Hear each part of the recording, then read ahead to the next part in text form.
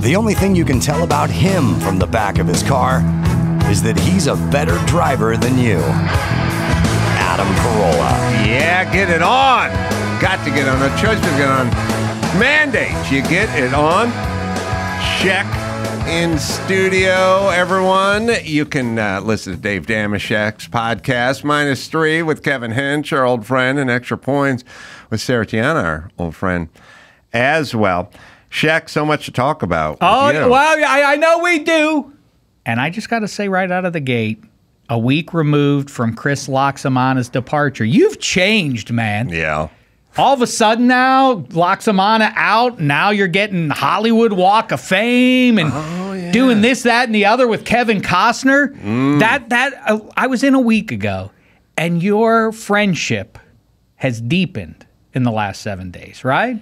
Is it because of the Walk of Fame honor? Now he feels that you belong with him. Costner and I take long spats of time where we don't talk. I don't know, spats of time. I think I made that up. But we take long periods of time where we do not communicate at all. And then we have short periods of time where we do a lot of talking. And that happened to be last weekend. And then I went to his premiere last night. And then he shall be on tomorrow's episode for over an hour, a very intimate one-on-one. Yeah. And so that was Two fantastic. movie stars. Yeah, Walk of Fame. So first things first, in order to get in the Hollywood Walk of Fame, somebody has to campaign for you. They don't just come up with your name. You go in there and you lobby for whomever it is. And for you, it was the Man Show Boy. Show Boy lobbied for me. No, I mean, it's kind of laughable. The thing that's comical is when you go, who lobbied for you to be in the Radio Hall of Fame or the Radio Walk of Fame? So I imagine that by my name in the terrazzo, and it's so fitting that it's terrazzo because I love terrazzo.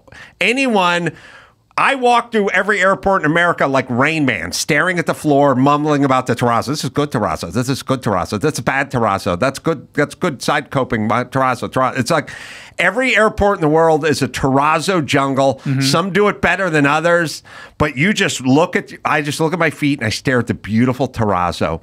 And those stars are terrazzo. They put it in, they trowel it down, and then they grind it smooth. And I guess I'm going to have a microphone by mine because they have to have the insignia of what your claim to fame is. Is that right? Yeah, like Spacey's as a 13-year-old boy holding his hands out going, what do you want from me? You didn't see that? They have an insignia for everybody, Dave. I guess I saw it, but whatever I didn't your thing is. No. That's a joke. There's not a 13-year-old boy. I don't even think they have that insignia.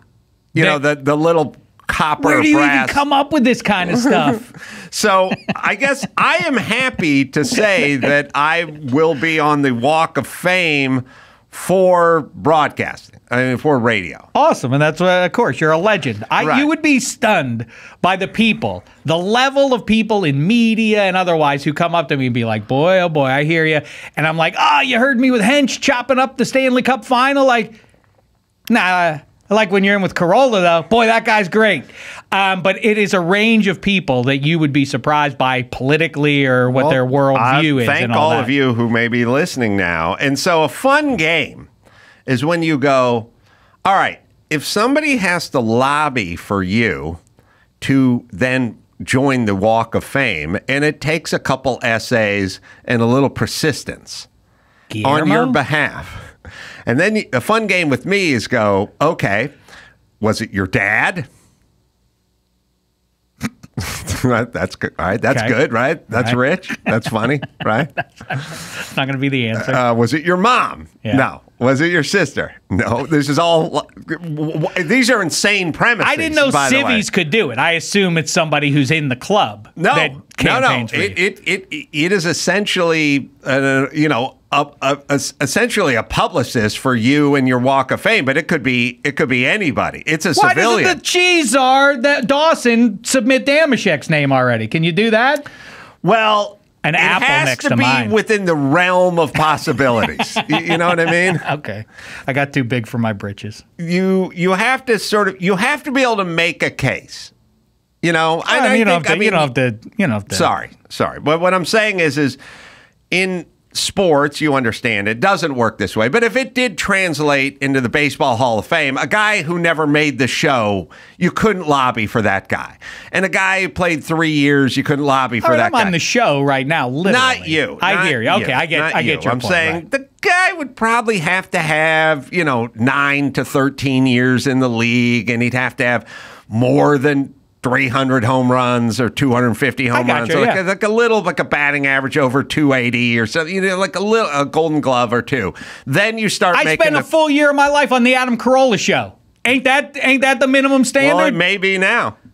So, all right, Matt, you want to nominate me? Matt, the moderator, Matt D'Andrea, who I used to do the podcast with, became my surrogate, wrote them letters.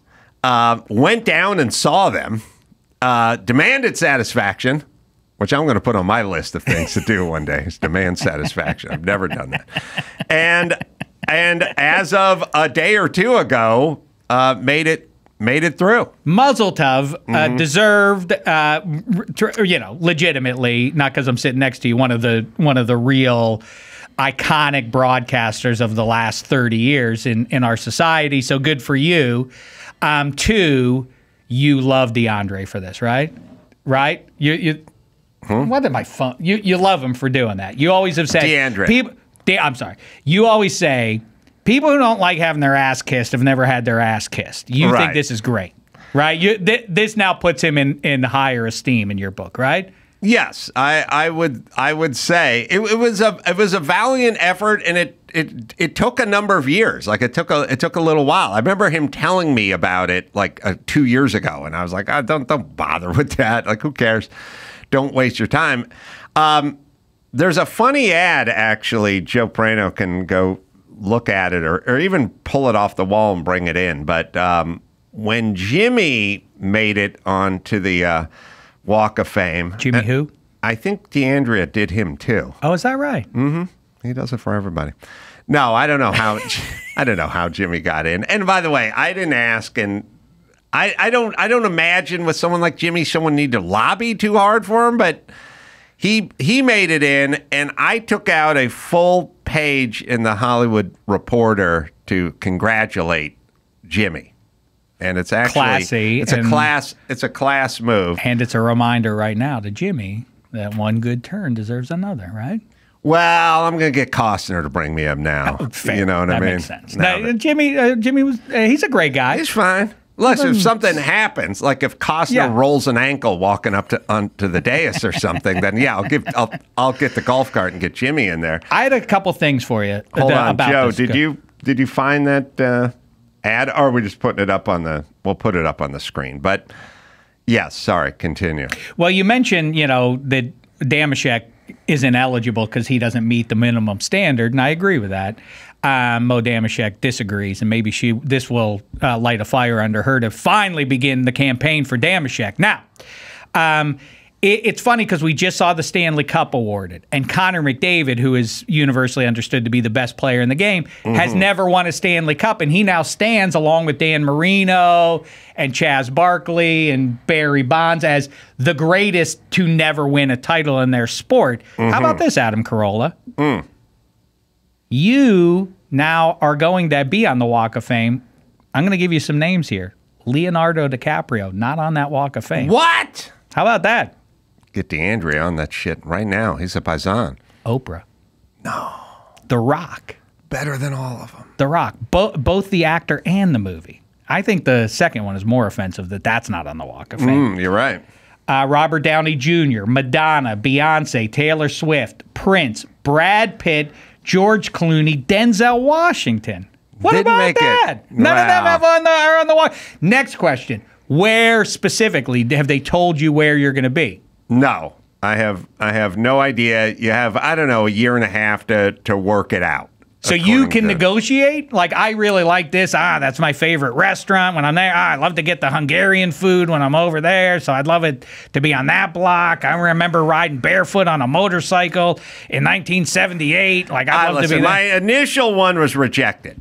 Oh, it was? Yes. What was your request? I wanted to be not next to, but under Marilyn Monroe. And they said that was in poor taste. And I said, not for me. I'd like to spend eternity under hers. And then they said, but nobody could read it. And I'd go, but I know. Right. And my kids could visit Marilyn Monroe's star and know that I was under that one. And they rejected it. So now we have to start over again. All right. Well, that was here's the picture, Dave. People up on Mount Pius. Oh, look at that. Yeah. Now, Jimmy's cropped out of most of it. And it says, congratulations, Jimmy. You're an inspiration. Without you, there would be no Adam Carolla Show. Guinness Book World Records, most downloaded podcast. And iTunes, best podcast of 2012. Also missed all this. Available on the Adam Carolla app. Not one, but 2 New York Times bestsellers in 50 Years Will All Be Chicks and not Taco Bell material. Use the Amazon link on the Adam Carolla at adamcarolla.com or my signature beverages, Mangria, available at buymangria.com. You really deserve the whole Star Walk thingy, and thanks again for lending me the money for this ad. Yeah. So I reached out to him. Hysterical. Heartfelt. That's very nice. I assume he'll return the favor now.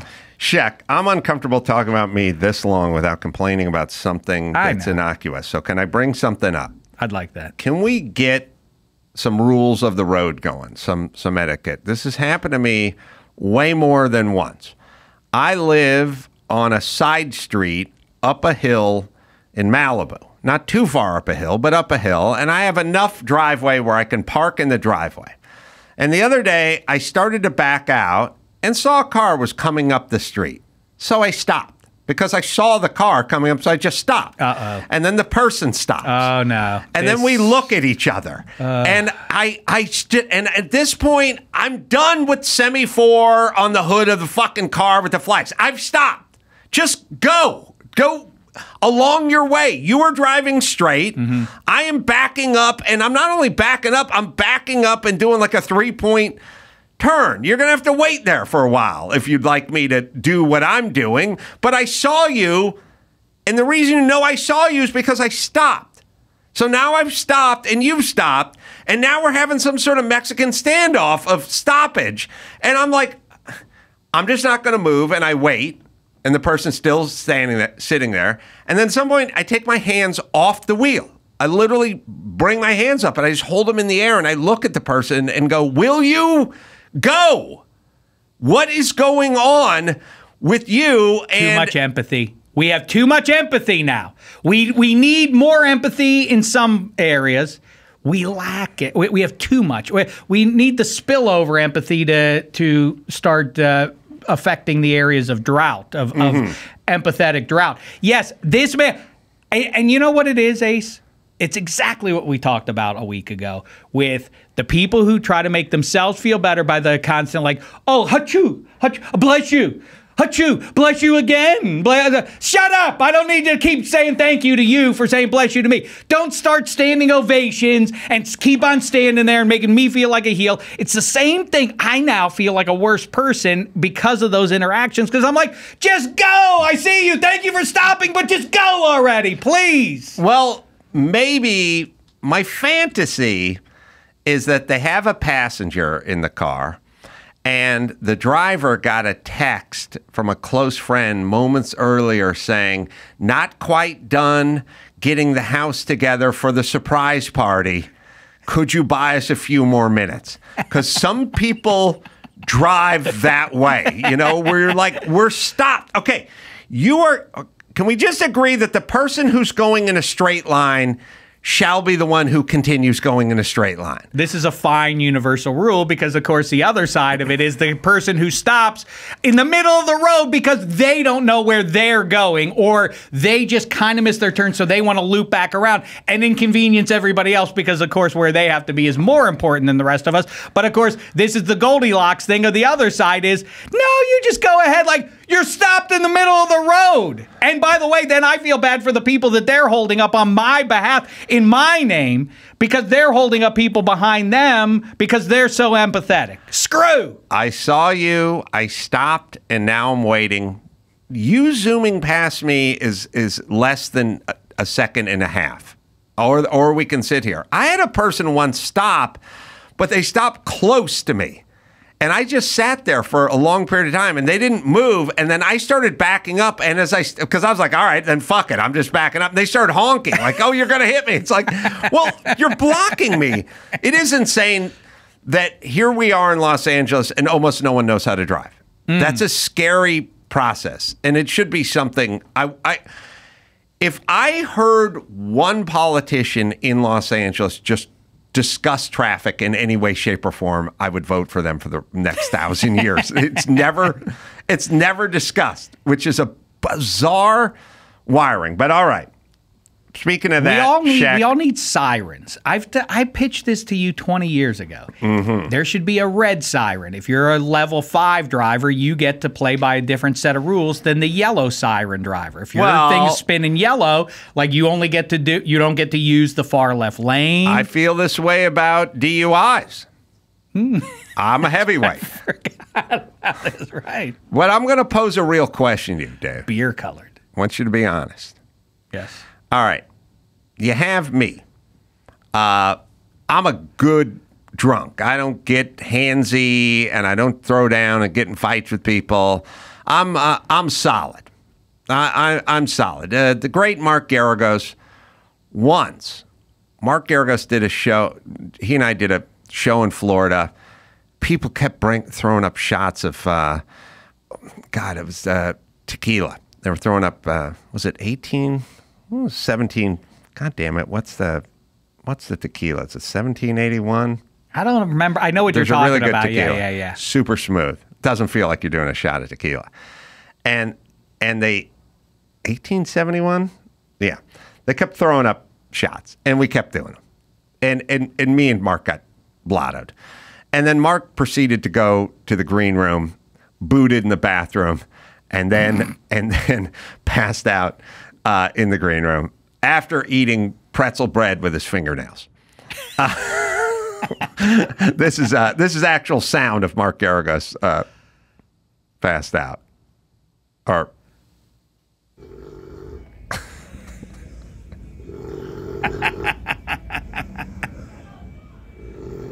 He's all bandaged up, too, from an unrelated injury. we both did the same amount of shots. He just really went back and just passed. He was gone for the night.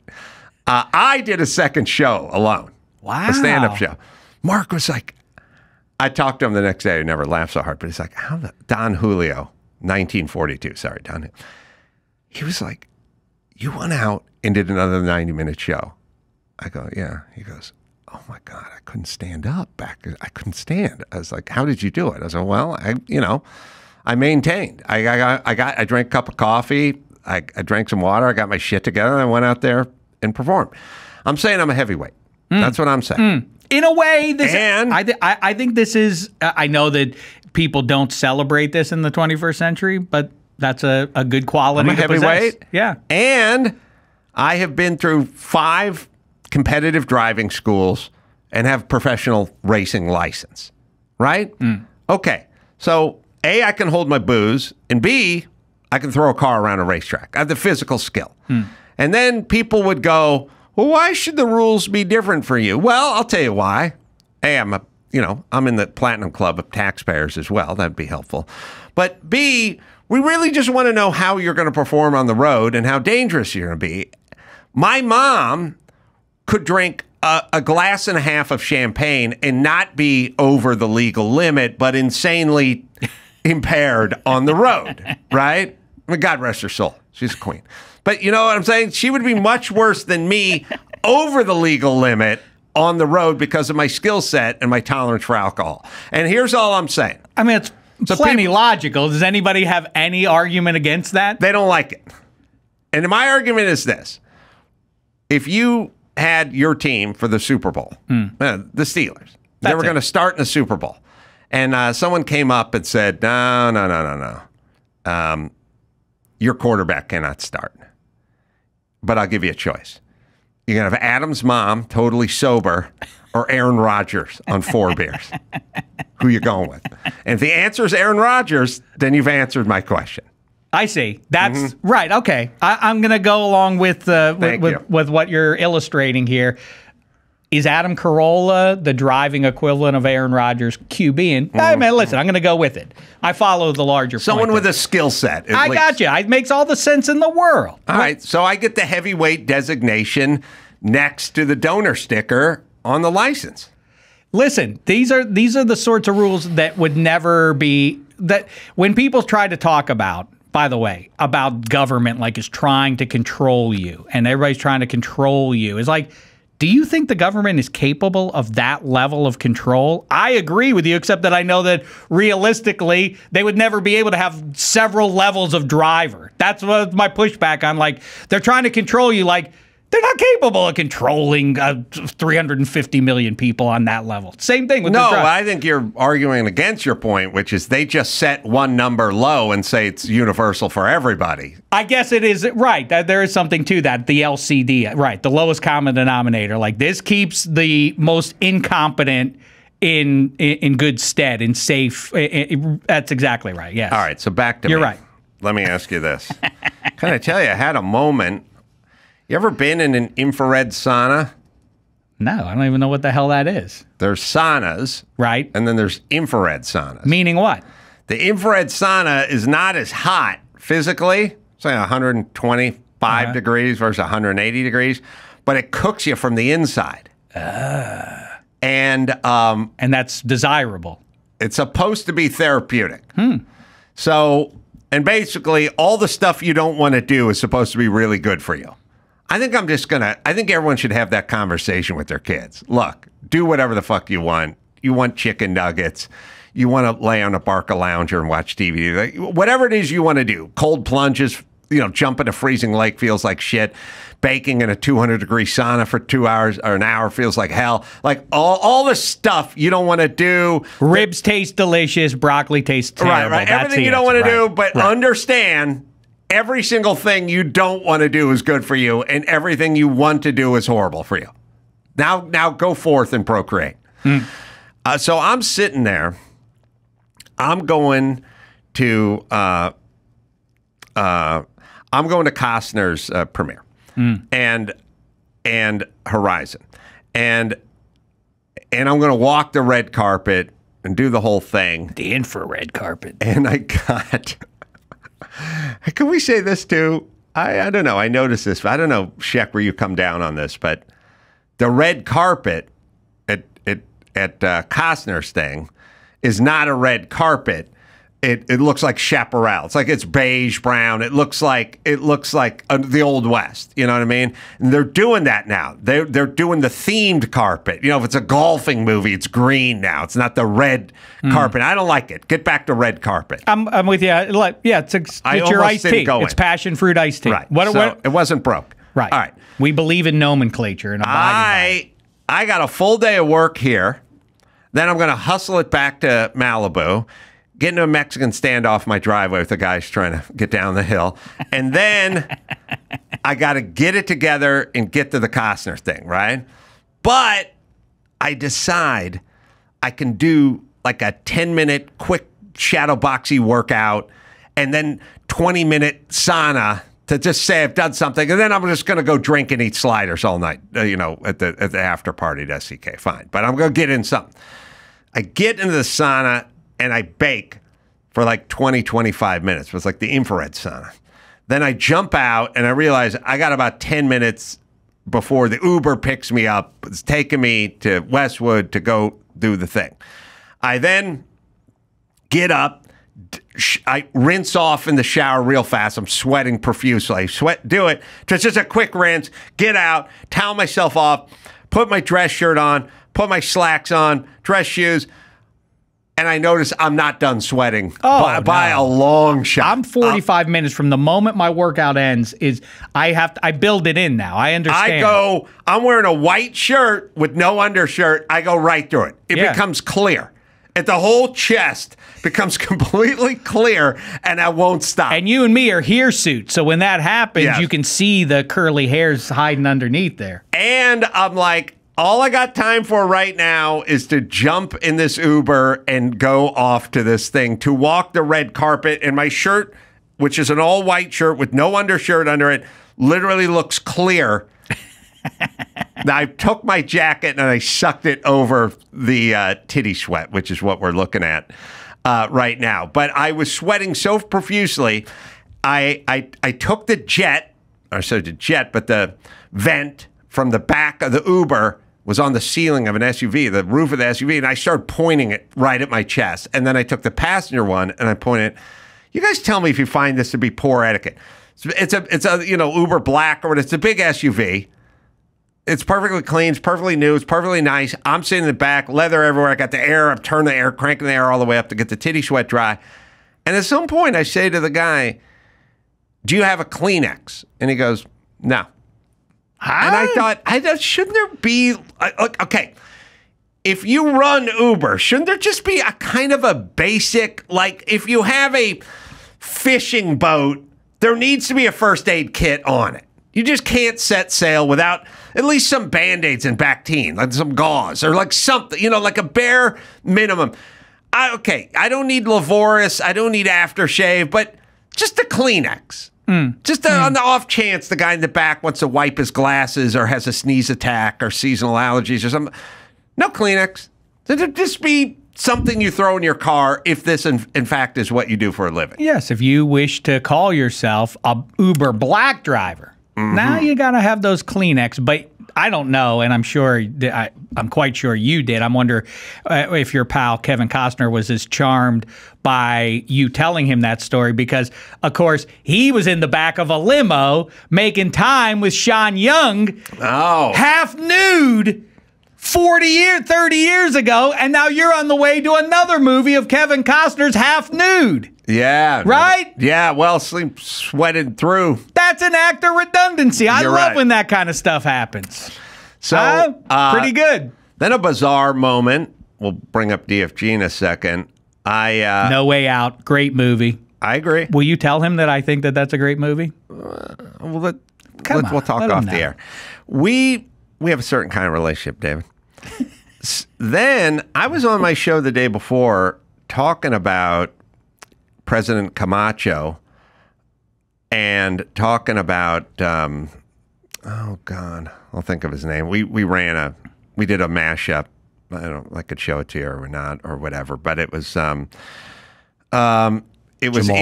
Jamal Bowman going nuts up on stage, and then it was Idiocracy, and I was saying on the show, I think we're kind of there now in terms of President Camacho, and I was saying that on the show, and then 5 hours later, I was at this after party, and there's a Luke Wilson.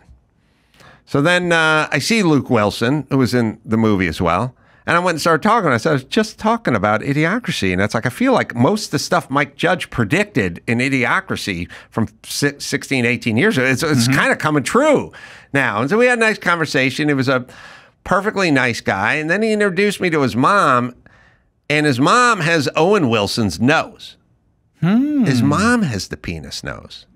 I was just going to mention, I didn't know if you knew that's why he says women like him. Owen attributed that to his wiener-shaped nose. Oh, really? Yeah, he said this is why I'm a cocksman. My wiener's shaped like a nose, but I don't feel like that gives me an advantage in the sack. Being the star of movies might have something to do with it too, Owen. If you find a picture of his mom and him, the mom's got the wang nose. Yeah, she does. And it was good for her. It was even more on display. Same thing. I mean, but identical, freakish. Luke Wilson is the nicest guy in the world, and I of course invited him on the show. He's always like, I don't know if I have enough to say. I'm like, oh, it'll be my job. You come on and oh, you got that's what plagues me every day of my life. Like, is there enough to talk about with Adam? Hey, speaking of that, very quickly, Kevin Costner's career, Untouchables, you know, Dances with Wolves, all the rest of it, or Tom Cruise's. Is Tom Cruise's that much better? Is it like there's not even a conversation to be had there? Well, the thing that's different, because one's won an Academy Award for writing, directing, and acting as well. I don't know if he won it, but I didn't win it for all three. But what I'm saying is, he definitely got it for director, right? He is writing these movies and directing these movies and starring in them, which gets you, you know, that's next level shit. So I don't think the answer right now would be him, but I think maybe when the dust settles. Possibly. It's interesting. It's sort of the Connor McDavid thing again, or the Dan Marino thing. Costner's achievement is that he made Dances with Wolves, acted in it, wrote it, all that.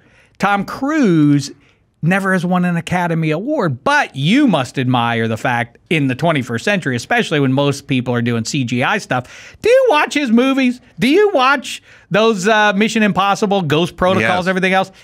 It's insane. I know people love to talk about what he does off screen, everything. I don't think we celebrate that guy nearly enough. It is crazy that he, I mean, literally mental issues. No, and my theory. Was he launching himself with a motorcycle off a cliff, but he literally does it. Listen, here's my theory.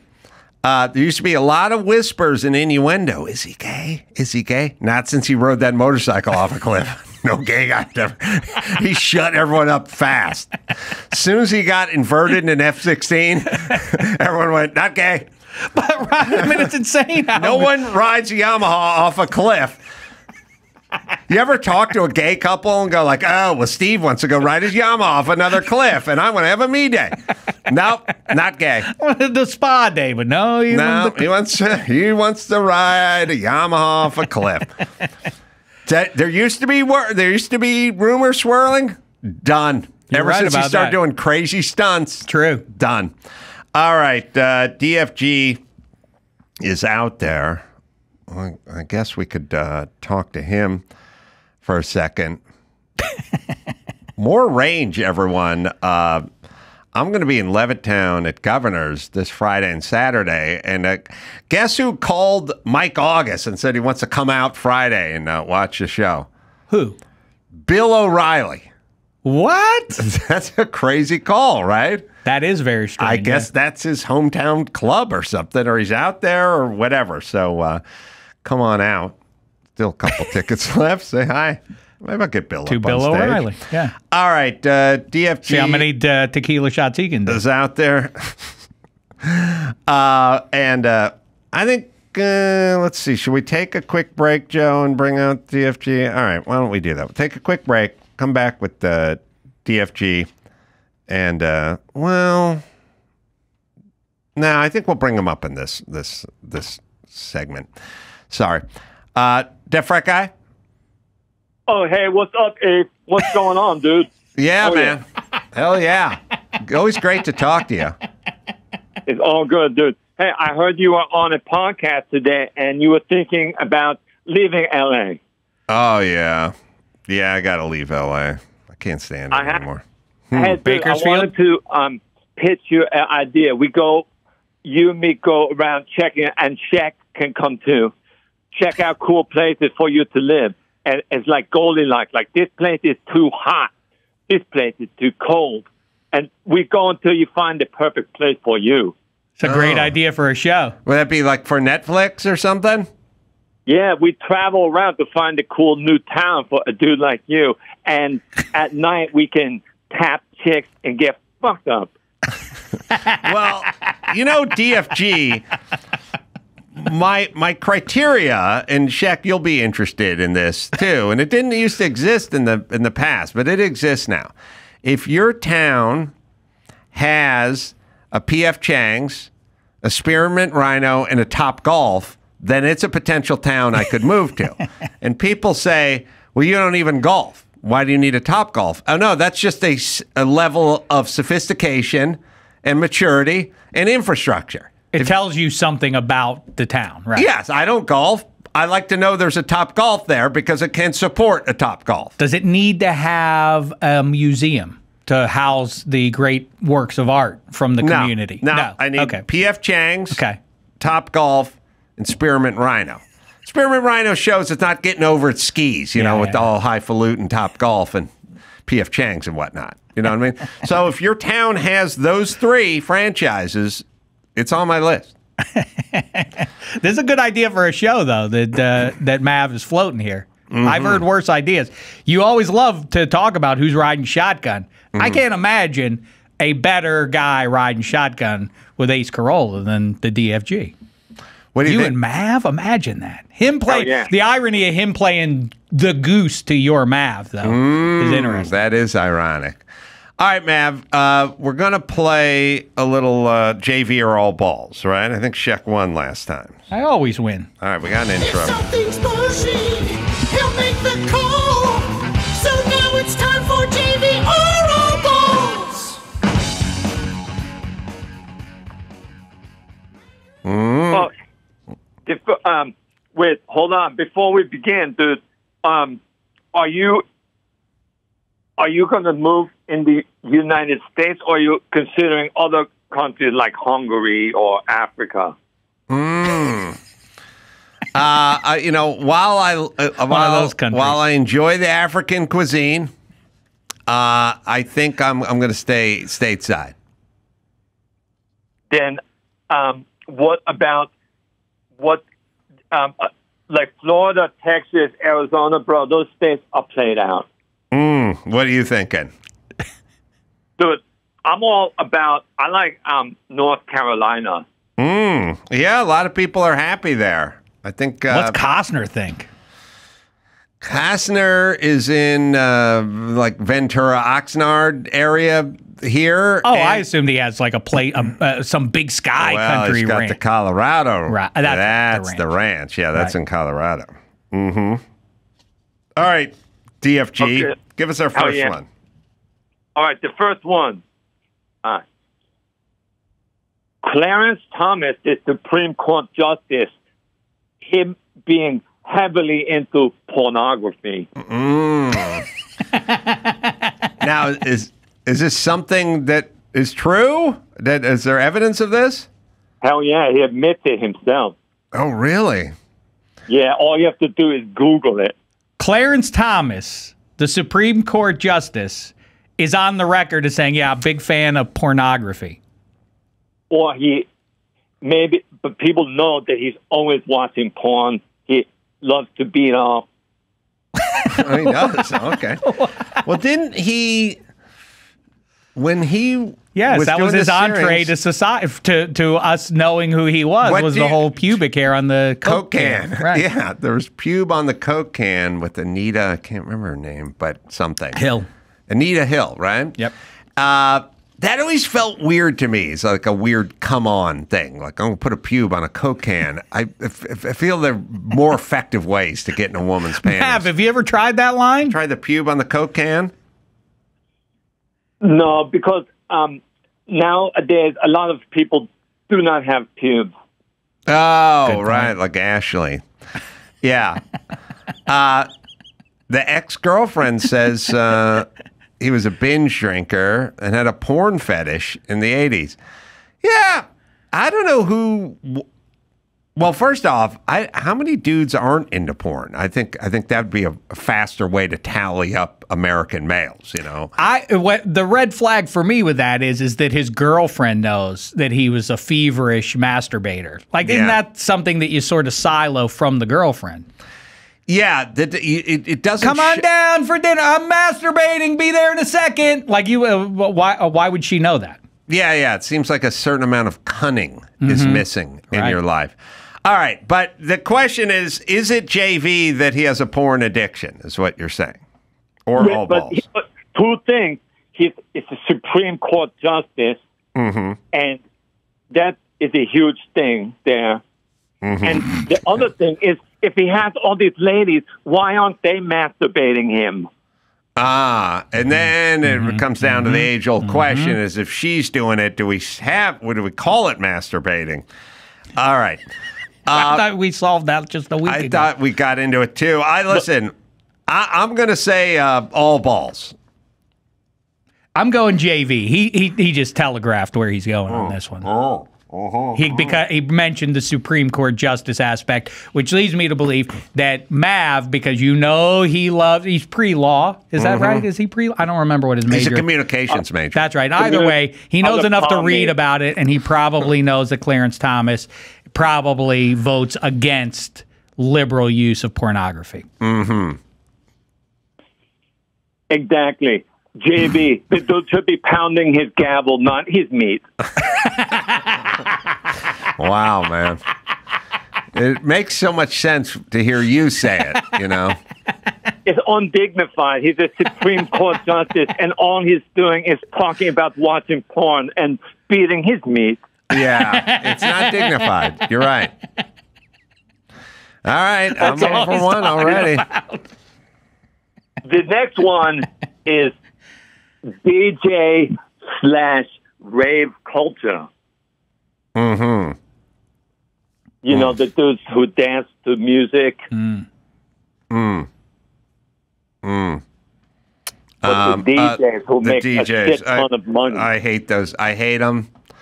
I hate the fact that people think they're artists or musicians or something. I don't get, like, when Aoki pushes play and then runs out and starts throwing bunt cakes at people. You do understand he's not playing an instrument. He just hit play. It seems like the main move is that, right, you start the record and then you, like, it with the beat, move your hands up and down for the audience. And then people go crazy and they're like, he's the best. He's dancing on stage for you. I'm not sure exactly what he's doing. Yes. Jimi Hendrix, he ain't. No, he ain't. And I don't get the reverence for these guys. I also, can I just say this? Paris Hilton is a fine DJ to by all accounts. If Paris Hilton can do what you're doing, then you're not doing anything.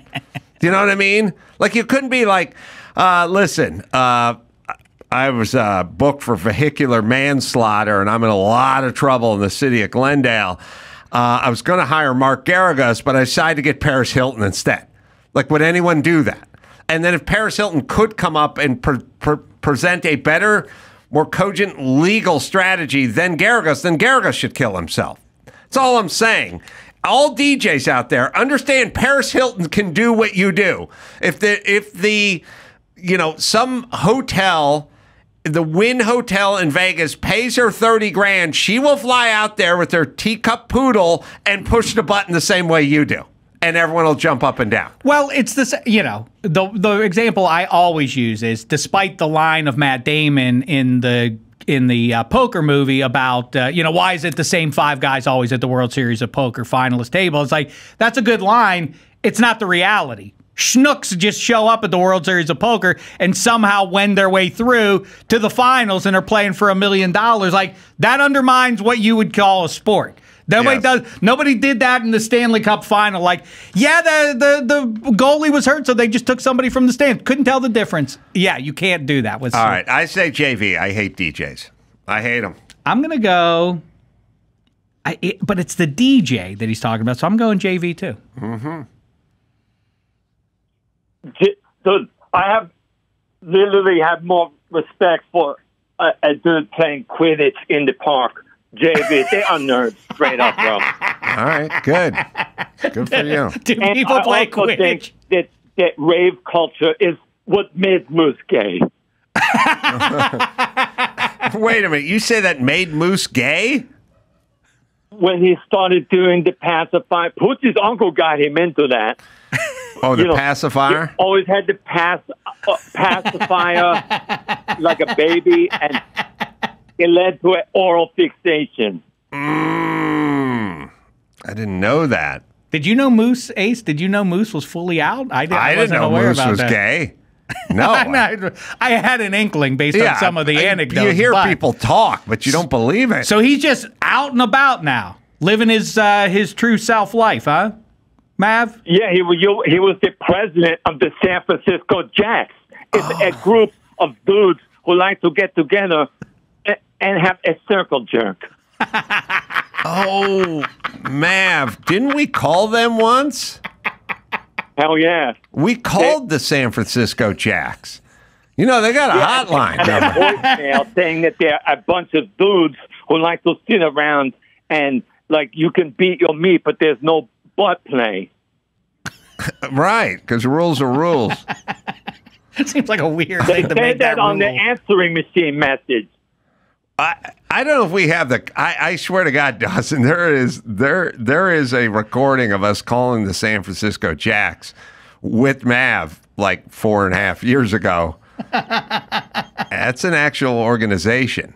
I completely missed this new chapter of Moose's life. The reason I knew so much about this organization, the San Francisco Jacks, wasn't Mav. It was August got me corporate gig for their Christmas gala several years ago, and then they paid, you know, and I will travel. So yeah. When's the last time you called them, Mav? Well, I haven't called them because Moose is, obviously. No, I mean, obviously he can't be there all the time because of his new job. He's a flight attendant. Oh, no. Wow. He's gone all the way. Moose. He's a big dude, too. Yeah, it's big for a flight attendant. Negotiating that cart down those narrow aisle. I feel for him. Yeah, all right, Mav. So wait, well, we went. So Shek's 2-0. I'm 1-1. Here we go. Oh, for the last one. Mm-hmm. Okay, the last one is you need to think about this a little bit, but it's a catch-all. Okay, children. Just children. Children, like not yours, or maybe they are yours, but just kids in general. Yeah, I don't. The problem with kids is everyone thinks they're special, but then there's so many of them, and let's not forget Hitler, the Mansons, all the deplorables were all lovable 7-year-olds at some point. And can I say this? Could we put a moratorium on showing kids and or animals that were being abused on TV commercials in prime time? They show animals in shelter, like outside shivering and it's snowing and they've clearly been abused. They want you to donate to the shelter, the whatever. The kids with the cleft palate. Very upsetting for me. Very upsetting. They got this Marianas Trench running right down the booger chute there, and the tooth is sticking out sideways, and there's a big gap, and they want us to give so that the Doctors Without Borders could fly in and fix I have these a mixed. guys up. Sometimes the results are mixed. Sometimes they fix people not just for the cleft palate, but for all infirmities. They have a bad leg or whatever, and then they show like the kind of the before and after. You know what I'm talking about? They do that. Some of them are very impressive. Others, I'm like, that's it, huh? Yeah. Okay. You want to know? Better, not great though. In the pecking order of people who donate their time, and you got the Floyd Mayweather handing out frozen turkeys in the hood, on Thanksgiving. Good, good for him. And then you got me like emceeing my nephew's private school's, fundraiser in Malibu or something. Like, all right, Friday night, big whoop, not a big calorie burner, whatever it is. Your sister couldn't nominate you for a Walk of Fame star? Okay. There are guys. I met a dentist. The dentist that goes in and does the homeless community like once a month, heads down to the shelter and takes all the homeless people who are living on the streets, sleeping with a mouthful of taffy and passing out, no hygiene, no floss, you're homeless. What are you doing? Brushing twice a day with Toms of Maine? You know what I mean? That guy who goes down and gets into it with those people. Long line of muck mouth. I mean, the worst thing that could come out of a mouth, right? Imagine the you don't want to brush up against a homeless guy, not to mention get in there, You know what I mean? And God knows the decay, the rot, the halitosis, the insanity of what that guy's working with. And he's going to go down to donate. Half the population is going to be female, and you might have to deal with some feminine hygiene issues as well. Right, but you ain't a gynecologist. But you still might be asked to delve into that if you're not as a dentist. Per okay, se. not as a per se. I don't. Your dad's a doctor, Dave. Don't let me tell you your business. maybe you're right. Maybe your dad's a doctor. Like I said, you know. But yes, as a doctor, yes, that would be horrible. But the dentist is simply looking in the worst mouths in the United States. Yeah, I mean, listen, going on a ship and going around the world to fix cleft palates—that's a pretty big commitment. That's bad, but these aren't diseased people. You know what I mean? They're malformed, and you're still a saint. And don't get me wrong, I'm saying that. You know when you're like sitting, if I got a guy who works for me, I'm not going to say his name. His name's Roberto, and he's got the halitosis. You know, he's just got the bad breath. You know, and it's like sometimes people are like, pick up Roberto and drive him over to the lumber yard, and I'll be like, I don't really want to drive in the truck with him. You know, like it's bad. It makes a difference. You know what I mean? Like Adam, also, can you give a look to Roberto's rotten tooth? Look, he has his hygiene's fine. He goes to the dentist stuff, but I can smell it. Could you imagine that times 1,000 and a line going around the block? Well, it's the result. Like if you get to fix the cleft palate, you get to see the results of your work. You know the before and after. I think it's probably pretty marginal. Like I brushed this guy's teeth for him. Is there a big upgrade from like, look at how much better I left this place? Probably not that big a payoff. All right. I don't like kids. The self-esteem movement has ruined them all. And I'm going JV for kids. This reminds me, it's funny, way back in '06 on the jerk list, I said human children. Because they get held up, like you say, they feel like they're the gift to the world, and no wonder, because people always swoon, oh, human beings, oh, in charge of the planet and everything else. It's like, are humans really the trailblazer of the animal kingdom? Because birds, the day they're born, get pushed off a branch high up, and they fly before they hit the ground. Try that with a human baby. You know, put a baby up, but you try to stand a baby up. At 3 months, it falls right over and bonks its head. That's a human baby. Birds are flying day one. I don't think it's day one. Day one. I don't think that chicks, when they still haven't got feathers yet, get pushed. What do you know? What are you, a zoologist? No, you have a walk of fame. Doesn't make you an expert on everything. All right. Hey, Mav, did you hear the big news? Your friend Ace is now on the Hollywood Walk of Fame. Wait, what? I feel like you should have a T-shirt with that on it. Oh yeah. Hey, yeah. The thing I wanted to do is now that Chris L has retired, I wanted to be the producer of the show. All right. Well, we can talk off the air, but I'm going JV on the kids. Shaq? You know what? As a sportsman, I'm going to go all balls. I was hoping you'd do that. Kids are, they can be practiced. You know, I'm sure if I have kids, I would love them. But as a whole, they are clumsy and misshapen. They're loud. They get you sick. JV. JV. All right, Mav. We're up against it here. So, look, I got a plug for you. Yeah, Venmo, Josh-Gardner-101, and shoot him a tweet at Def Frat Guy as well. Would be sweet. Always great to talk to you, Mav. Trying to figure out the schedule here. Okay. So we'll take a quick break and we'll be right back with Shaq. He could, he could tell you what your schedule's going to be. He would. If he would be the showrunner. Producer. Why don't you let him do it? We'll do some news or not, but we'll do that right after this. Ethos. Well, could you run into a burning building or fight a bear to protect your family? I tell my family I would, but I don't know. Thankfully, you don't have to. You can protect your loved ones with Ethos. Affordable life insurance. Quick, easy, all online. No medical exams. Just answer a few health questions and you get a quote and you can apply and get coverage at ethos.com/Adam. That's ethos.com/Adam. Now, I don't know why we need to take care of everybody. I wish my parents had that ethos. See what I did there?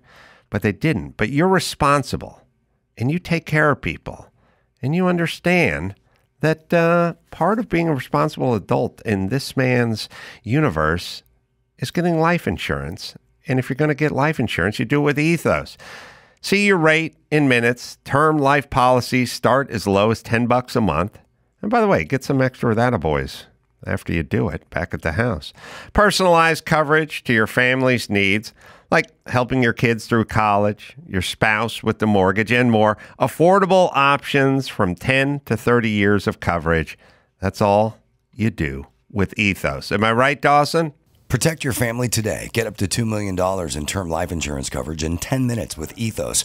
Answer just a few health questions and get your free quote at ethoslife.com/Adam. That's ETHOS life.com/Adam. Trade Coffee, specialty coffee marketplace that matches customers with the best coffees from local roasters across the country. Oh, the stuff is good. I had some this morning. Take a short quiz, and it'll tell you your preferences, and you tell them your preferences. And Trade is going to give you personalized recommendations. Here's what you like: hot or cold, dark roast to decafs, espressos to cold brew. You'll find something for you. It's all there. Great way to experience small batch specialty coffees and support small businesses. So it's called win-win where I'm from. Coffee is roasted to order and ships within 48 hours. So it's always fresh. And it's not that stuff the third-degree freezer burn that was in your grandma's. Remember that one back in the day? Yeah, well, those were the Carollas. I had my Trade this morning, and I just breathed it in. It's exquisite. Trade also makes a great gift because everyone loves coffee, and you can't go wrong with a better coffee. It's Trade Coffee, right, Dawson? Give Trade a try and see how you can make better coffee at home. Right now, they're offering 30% off your first order when you visit drinktrade.com/Carolla and subscribe. That's drinktrade.com/Carolla for 30% off your subscription order. drinktrade.com/Carolla. It's time to check Adam's voicemail. Adam, I got a new filter on if someone's an asshole or not. How do they throw their paper plate that they just ate off of in the garbage? If they just drop it in, face up, they're a dickhead. Real people flip it upside down and push it down for the next person. Get it on. You can leave us a message at 888-634-1744. Oh, wow. I just swallowed something weird. All right. So I'll tell you what's happening in the show in a second. Shek's here. I want to run over something quickly with you, Shek, that I don't think we've gone over in the past, and I'm curious to get your take on it. There's a lot of new faces rolling around this place. We got burned the other day. Bathroom etiquette. Now, it's a thing that is not discussed, but it needs to be discussed. And it's also a metaphor for life, which is I discussed it once at this in this studio. I got everyone together and I said, here are the rules of the bathroom. And once I laid it out, no more confusion, no problems, no surprises, no heartache. We laid it out and it was done and it was fixed and it never had a problem, which is, here's the deal. There's two bathrooms here. When the bathroom doors closed, there is somebody in the bathroom. That's it, 100% of the time, written in stone. If it is pulled shut and latched shut, that means there's an occupant in the bathroom. I cannot tell you how many people go to parties, especially the party where there's like 30, 40, 50 people and there's 2 bathrooms on the first floor or whatever. And they go use the bathroom. And when they leave, they pull the door all the way shut and they shut it. And then you go to use the bathroom, but the door's shut. And nobody wants to be the sheepish knock, excuse you, person. So you stand there. And then you stand there some more, and then you kind of try to listen. And then at some point you knock, and you realize there's nobody in there. They pull the door shut. So you never pull the door shut unless you're inside. And anybody here has been completely coached up. When they walk down the hall, they got to use the bathroom. The door shut, they don't knock. Someone's in there. It's 100%. If the door's wide open, which is how you should leave it after you make a number 1, make some waters, Dave would say. Leave it wide open, we stroll right in. If the door is ajar, you enter at your own risk. That means it's like open about 4 inches. That means expect some bad news when you go in there. There's been some damage done. Right. And you may want to wait it out. And it also means leave the fart fan on and the light on. So those are the 3, and those are the only 3 options. And the other day, some guest came here, and they used the bathroom, then they pulled the door shut. And then everyone here walked past it, and at some point, somebody knocked, and nobody was in there. Why pull the door shut if you're done? Now, if there's complete and utter destruction inside, that's my concern. But you still got to let it air. Still give it the 4-inch crack. The 4-inch crack says, look, if you can hold it for another 10 minutes, maybe you should. You know, I think a lot of people in our society got maybe too comfy with the fan doing all the work for you. In yesteryear, I'm guessing someone lit a flame, right? To dispatch the Let me give everyone a quick flame fart tip. Yeah. The flame doesn't kill it. It's the putting it out. Put it out. Dr. Drew told you that one, right? I think I learned it with Kimmel when me, him, Big Tad, and T-Chance Thrasher were driving to Vegas. People often do the thing of lighting a candle so it burns in perpetuity, or at least until it burns all the way down and all the wax is gone. But of course, I contend that a worse stench is trying to mask the poop smell with a fragrant candle that only does half the job, because lemon mixed with poop smell is more nauseating than just pure poop smell. I know that's a hot take, but I'm standing by it. Agree.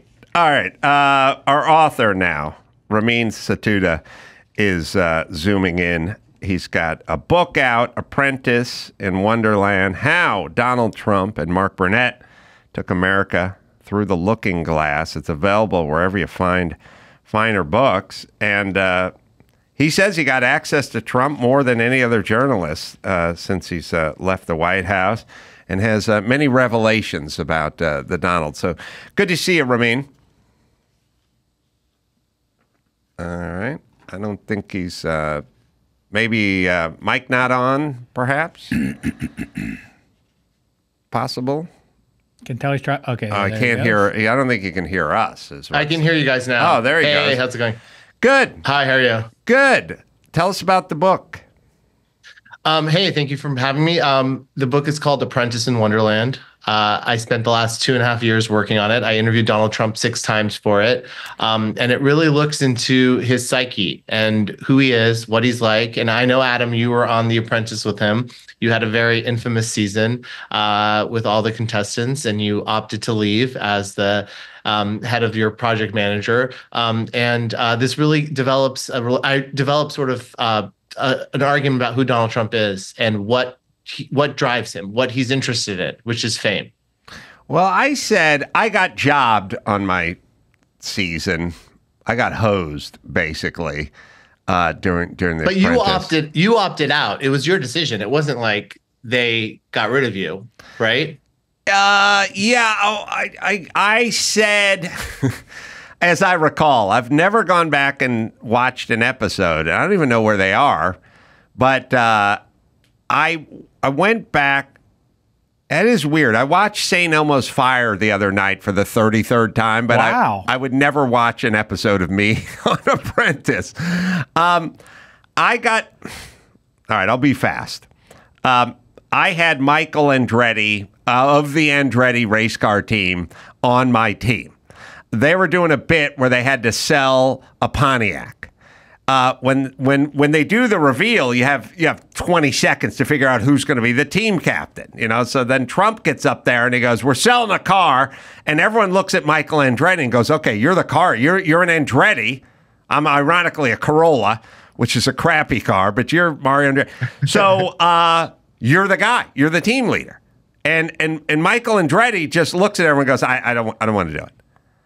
And everyone goes, "What do you mean? We're doing cars. You're Andretti. You got to do the cars." And he goes, I don't want to do it. Don't worry about it. Next subject. I'm not doing it.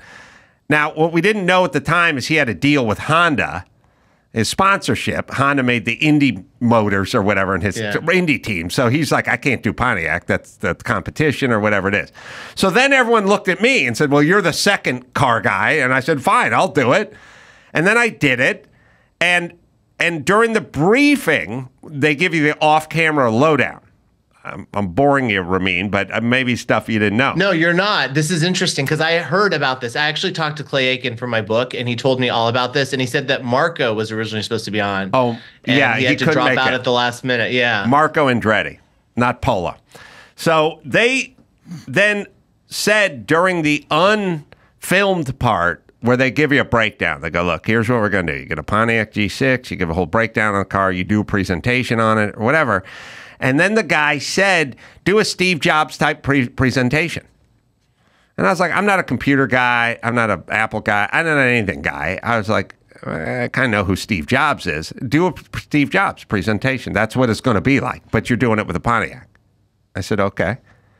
Then I got back to our, hut, our space, and I said, okay, let's have Penn Jillette's going to climb out of the trunk, and this guy's going to do this, and that guy's going to do that. And Penn Jillette said, didn't you hear what the guy said? He said he wants a Steve Jobs presentation. And I said, all right. And he pulled up on his computer, Steve Jobs launching a product. And he said, that's you. I said, okay. And I memorized everything about the car, and I learned everything about the car, and I know about cars. So it was easy to go, horsepower to weight or torque or gears or liters or whatever. I just did it. And then I did a Steve Jobs presentation and nailed it. And I involved everybody a little bit, but I did a Steve Jobs presentation. And then when we were done, we get to the boardroom, and they go, Adam was great, but he didn't involve enough of the other people. And why wasn't Michael Andretti doing this? And I said, I'll give you two answers. A, he didn't want to do it. And B, I was told to do it this way. And they went, no, that's not on camera. And the producer fucked me because he told me he said, do it this way. I don't know why he said that. And my thing was like, I'm going to get everyone involved. And they kept saying, no, it said Steve Jobs, do it that way. And I did, and then I got punished for it. So at the end, I was like, fuck y'all. Throw me out. I'm done. I got hosed. I gave a great presentation. I didn't even want to be team leader. Michael bailed out. And your guys, who I know you're going to cut this part out, but your guy said to do it this way, and I followed his instructions, and now I got screwed, so fuck it. Throw me out. I don't care. And then they said, well, now we're throwing you out and Michael. We're throwing you both out. So they threw us both out. So he fired you. Fired me, and then... Well, he kind of resigned. You kind of resigned. They wanted to fire Michael, and when you resigned, rather than just allowing you to leave, because I'd heard that they didn't think Michael was exciting enough for reality TV, they then had to do a second firing to get rid of... They were intent on getting rid of Michael, and you were being a good friend and a good boss and trying to shield him, but it didn't really work. Well, the reality is when I went to New York, they said, you're going to be staying at Trump Tower for up to 7 weeks or 9 weeks or something. And I was like, I can't live without TiVo. I need TiVo. I can't come home from these challenges at midnight and watch women's collegiate softball at ESPN 5. I need to watch my shows. And they said, all right, well, we got something called Slingbox. And I said, it'll never work. And they said, oh, it works every time. And it never worked. And I was so tired of sitting in my apartment, watching nothing every night. I was like, get me out of here. I need TiVo. Sorry, You know, Ramin. I tried to get them to play Apple TV because Donald Trump and I were watching clips of his favorite scenes. We didn't see the scene where you resigned, but he and I sat down together and we watched like all the great clips where he got to fire Omarosa and Joan Rivers screaming and all the drama on the show. And they had no Apple TV, so I was waiting. The former president of the United States was waiting, and they had no Apple TV in Trump Tower. So we had to like figure out how to like get the technology ready for him so he could watch these clips that I'd set up. But it's not very technologically advanced in there. That I understand. tower is I feel not your pain. savvy. It doesn't have the wire. And if the angry mob wants to deface it with spray paint or put blood on it or something, listen, I don't care about Hamas or the Middle East or whatever, but not being able to watch TiVo in Trump Tower, that's a major issue for me. Well, you know, it's funny because you mentioned Trump Tower, and it feels to me like Trump is, Ramin. Your experience, you had these conversations 3 years ago at this point? So we started in 2021, so 2.5 years ago, but we continued forward. So the last interview I had with him was in November, and I went to Mar-a-Lago. Interesting. So, I'm curious about because Adam talking about being in Trump Tower but not having DVR available to him makes me think of Daniel Plainview at the end of There Will Be Blood, and I wonder. Is that the vibe you get off of Trump post-presidency, is that he sort of is nostalgic and pines for the good old days when things weren't so heavy? If you say fame is what's important to him, because I think the part that isn't really discussed very much is the borderline Shakespearean tragedy of just on a whim and maybe for popularity's sake, I'm going to run for president. This is going to be a boon marketing-wise for the company. Like, oh, I won, and now charged with felonies on top of felonies. Do you get that vibe off of him? Like, boy, I made the mother of all mistakes 8 years ago. Yes, he doesn't come out and say it in the way that you said it, but that's the vibe for sure. Because when I talked to him, he was happiest when he got to talk about what it was like hosting The Apprentice. He was energized. He was engaged. He watched the theme song with me. He was super hyped, talked about how great it was. And then we talked about, the White House and dealing with COVID and Fauci, and he would get upset and frustrated. He talked about how Deborah Messing used to be really nice to him when he was host of The Apprentice, and now she's really mean to him. Talked about how the Kim Kardashian came and visited him in the White House, and then when Biden won, she tweeted some emojis at him, heart emojis, and she betrayed him. Bette Midler he visited Bette Midler, or she visited him, and now she doesn't like him. So a fair portion of our time was spent with Trump talking about how famous people used to like him, and now they don't like him. And he's not interested in legislation. He's not interested in government. He's not even really interested in being in the White House, other than the fact that he gets to say he's in the White House. He wants to make good TV, and he wants to entertain Americans. And I really want to give people a front row seat to who Donald Trump's like. I know there's a zillion Trump books out there, but this is a fun, quick read where you really get in his head. And he talks about his place in pop culture, which is the thing that he loves to talk about. It's the thing that drives him. How good he was in the boardroom, how he got to improvise, how he got to say you're fired. And he claims that he made that up on the spot, and then it became his catchphrase. So this book really looks into like how Donald Trump made good TV. It is kind of true that when the dust settles on the history books and time marches on, you really don't know anything about Woodrow Wilson, but you know more about Flip Wilson than Woodrow Wilson. You know what I mean? Like, I remember his catchphrases and kind of what he looked like and what his mannerisms were. And one was a little more modern era, and there's film of it and stuff. But I just mean, in a weird way, everybody's going to know 200 years from now, people will know way more about Taylor Swift than they will about Joe Biden. Joe Biden will just be another, he's an old white guy. I don't know what happened to him. Whatever. Fine. But they'll know Taylor Swift. Like, so in a way, the pop culture zeitgeist is much more powerful than the historical presidential. And then especially when you start getting into, like we're flying into LaGuardia. Who's LaGuardia? I don't know what LaGuardia is. Like airports, stadiums, statues. It's all dust in the wind at some point. But the pop, I know more stories about Fatty Arbuckle than I do about LaGuardia. And that's just how the human mind works, or maybe it's our 10-cent heads. But I think Trump will end up having more pop culture stuff, and even pop culture moments in the presidency, while president. My takeaway with Trump, and I said it into the mic as soon as I got back, I said, I didn't have a great experience with Trump, and I thought he was a blowhard, and I didn't care for Trump. But I said his kids respect the shit out of him. And that's kind of rare these days. They were really dutiful and they respected him a lot, and they were very composed. Like his kids, I know everyone's an SNL sketch, but in real life, his kids are really composed and on top of it and articulate and what have you, especially Ivanka. Wait, it is Ivanka, right? Is it Ivanka?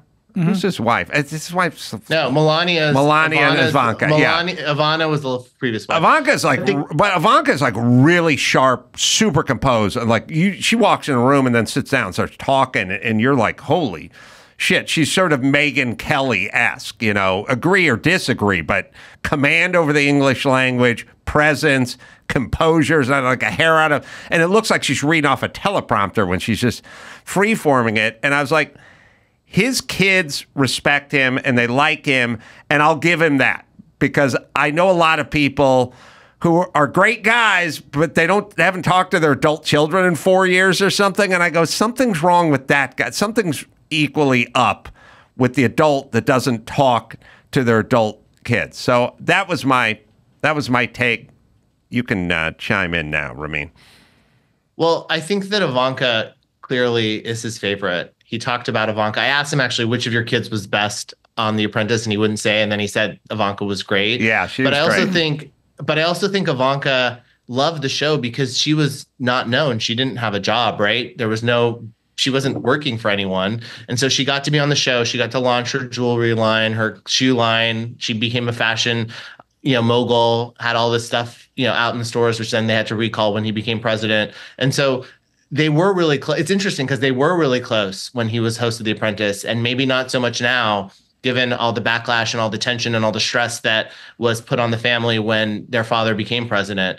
So it is all really interesting. But my book is an anthropological study about like how Donald Trump got here. How did millions of Americans believe that because of The Apprentice, this guy who was in the boardroom firing people, laying down the law, you didn't have the greatest experience with him, but he was always very entertaining on TV and funny. How did he take that and convince the American public that he could be in the Oval Office and he could deal with national security, he could deal with health crises such as COVID, he could deal with foreign diplomacy, he could meet Kim Jong-un, and he's running the White House and ran the White House like a reality show. That became very clear to me. The way he talked about world leaders and dictators and enemies and frenemies, and Omarosa coming in the White House and him firing her, he took the whole template from The Apprentice and moved it into the White House, and that is really, really fascinating.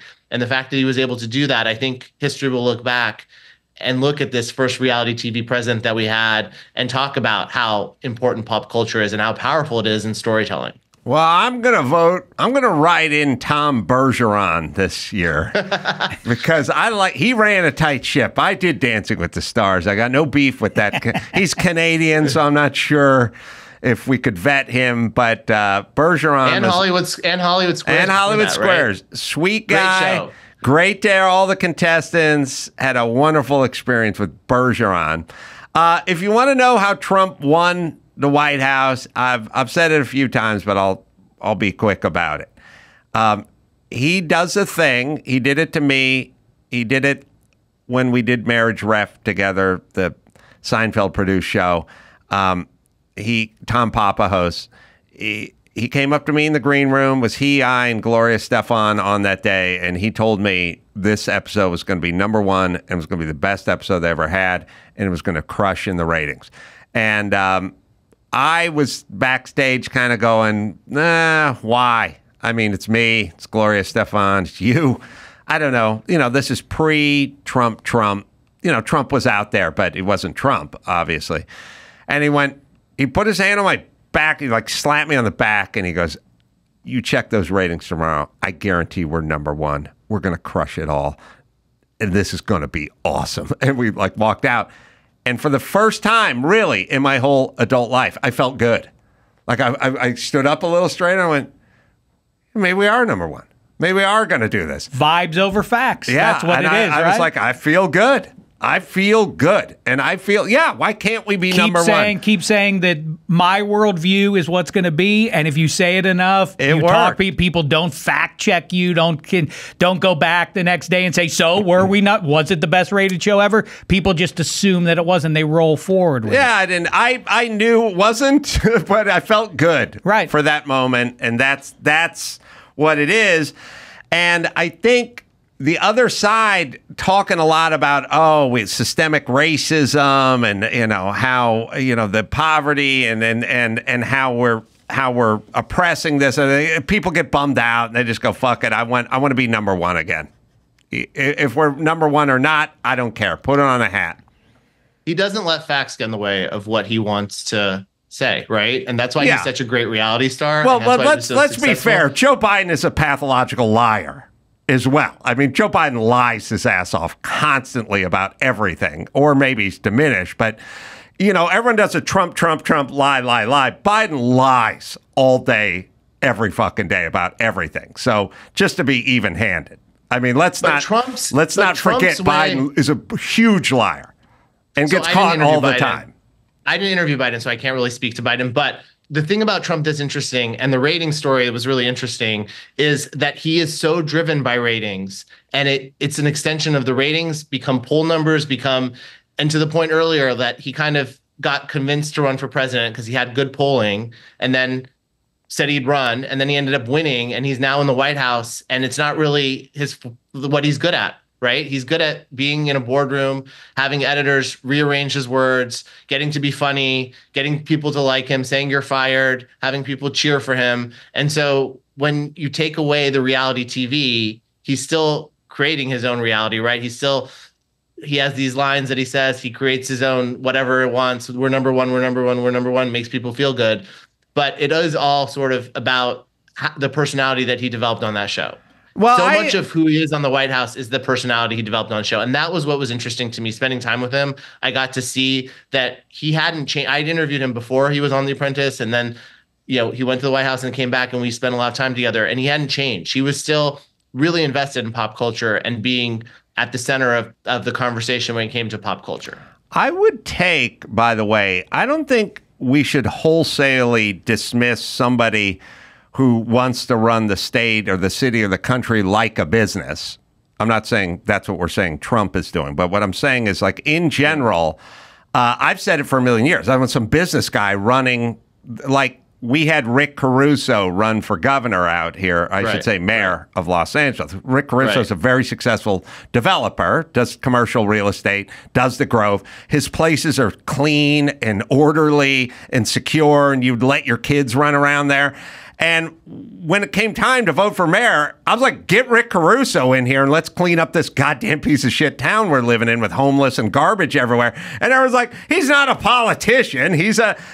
I'll try anybody other than the career politicians that are currently running LA into the ground. So, like, conceptually, the businessman running the state, the country, the city as a business, I'll sign off on that as a concept, but I'm curious what you guys think about that. I think I want to hear what Ramin. To me, though, he's a carny, though, versus, like, to me, forgive me, I think the best, what I would most want in the president is what you get.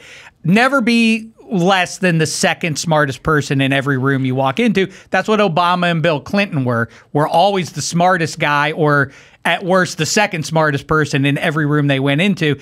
This is more fraudulent stuff, like I say. Right, so but I hear you on the legit businessman thing.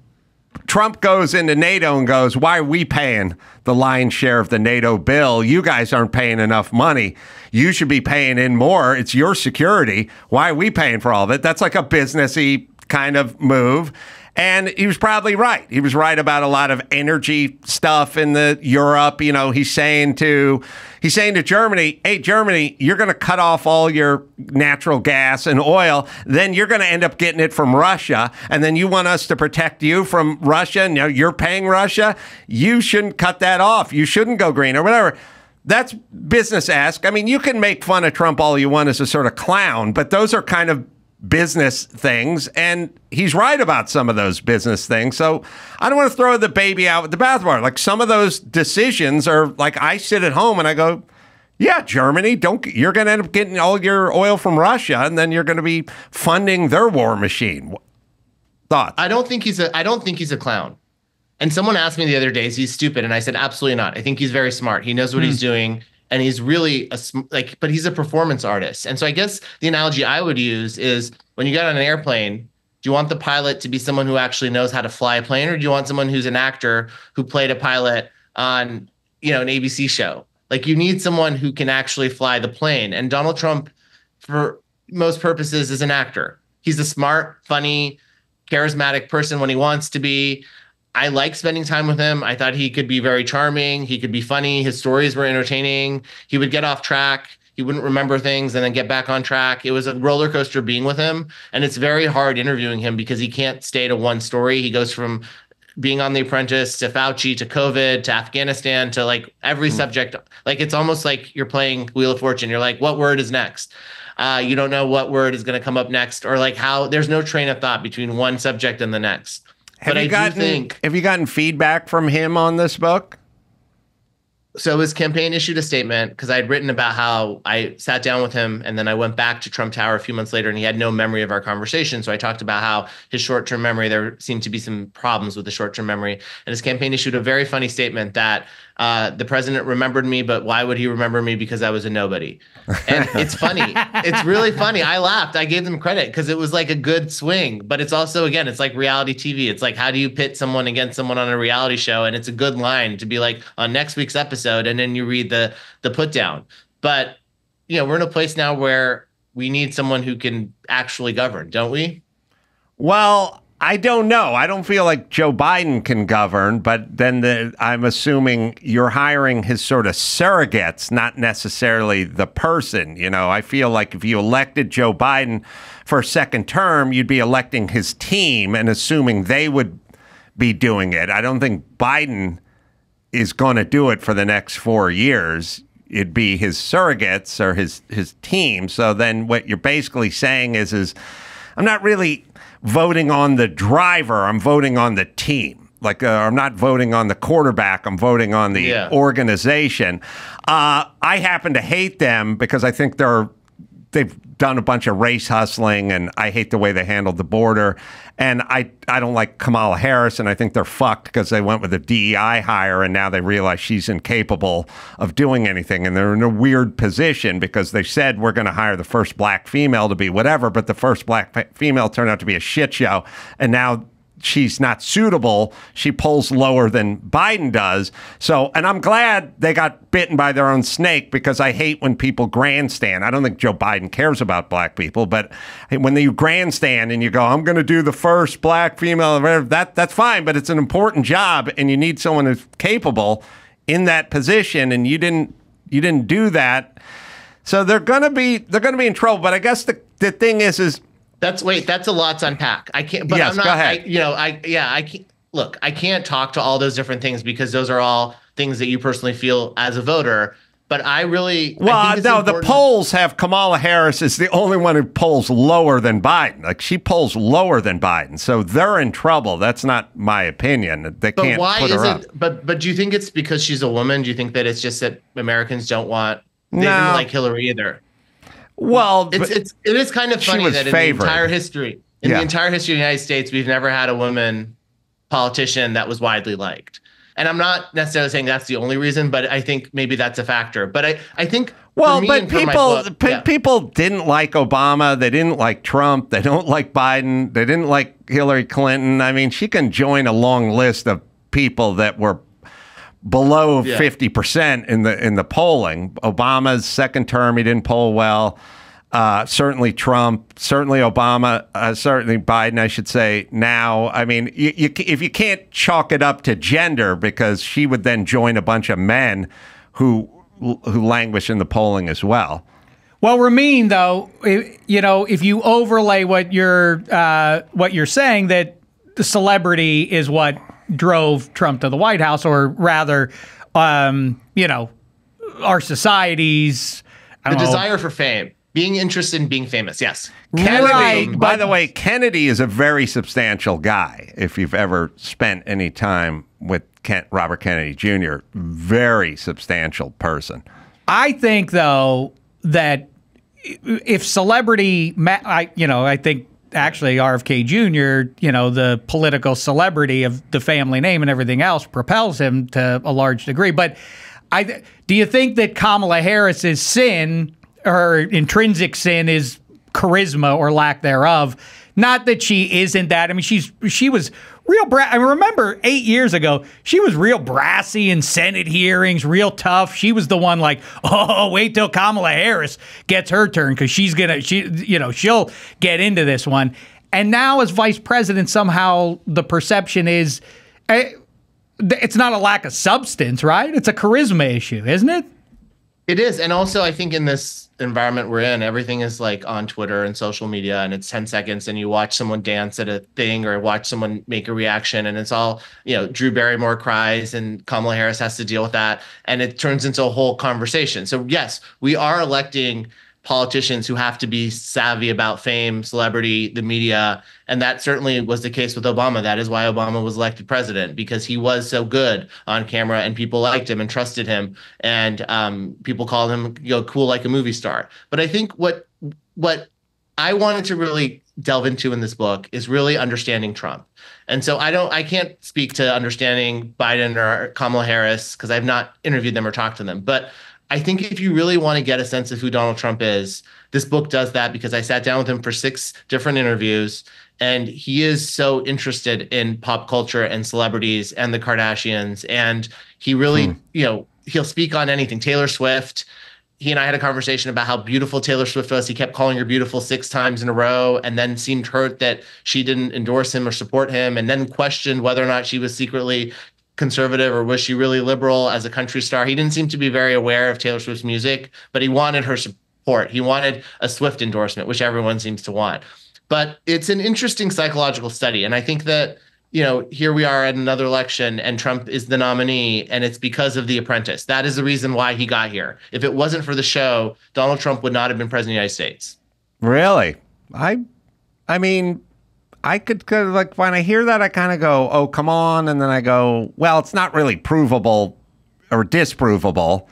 And it makes sense. I mean, I don't know that you could say that, carved in stone and there's no other way, because there's. But he and I talked about that. That was actually a question he asked me over and over again. And he said that in his heart, he thought he would probably still be elected. But a lot of people around him, including his son Eric, talked about how the show was the blueprint for the campaign. Yeah, I would definitely not argue with that. Well, the last question for you, Ramin. Millions of Americans didn't know him. He wasn't known. He wasn't a known entity until he did The Apprentice. He was a New York celebrity. No, I agree with that. Figure. But no one knew who Obama was before he sort of took the nation by storm as well. I mean, that's sort of the nature of a lot of politics. So, but I think I think Ramin, if I'm trying to take your point here, which is that he's an actor who plays a captain of industry. He's not actually a savvy businessman, or is he, Ace? I mean, I don't get the sense that he is on the level that he claimed to be at the turn of the millennium and all of that. And I really think The Apprentice did a lot of that work for him, giving you the vibe. This is the ultimate CEO. And it's like, he's not really that. He's a TV cast him to play that role because he's good at playing that role, not actually doing the job. Well, it's what middle America thinks the CEO should be like, right? If you actually sat down with a real CEO. He does commercial real estate, has buildings with his name on it. I mean, it's not one or the other. The problem is you go, he's not really this. Listen, I had Donald Jr., I think, came on the show once. And I read his book, preparing for the interview. And in his book, it said he'd spent so much time on a construction site growing up that he could tell the difference between a Sawzall and a skill saw or a high point saw or chop saw or orbital sander just by the sound of it. And I thought, all right, well, let's put him to the test because I have all those tools and I know what all those tools sound like myself because I was on a construction site. And I took the tools and I put it in the other room and I told Dawson, under the desk, put the mic down, tilt the mic down, and plug it in, and don't show anyone those tools. I didn't prep him at all. And I said, fire it up. Don't tell me, by the way, what they are, although I'll hear what they are, but I'll know it, but I don't think this guy knows it. But it looks good in a book, And he got all of them.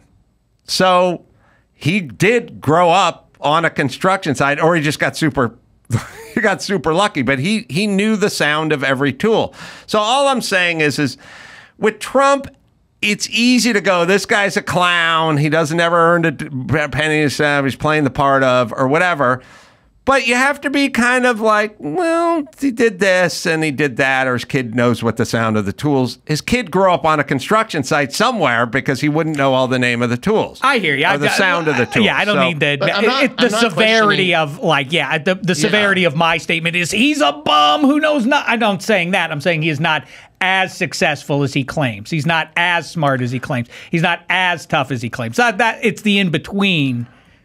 Yeah, but if you say you're amazingly successful and you can still be successful, just not to, you say you're a billionaire, but you really have 750 million, whatever, then you are lying, but you're still 750 more than we have, I guess.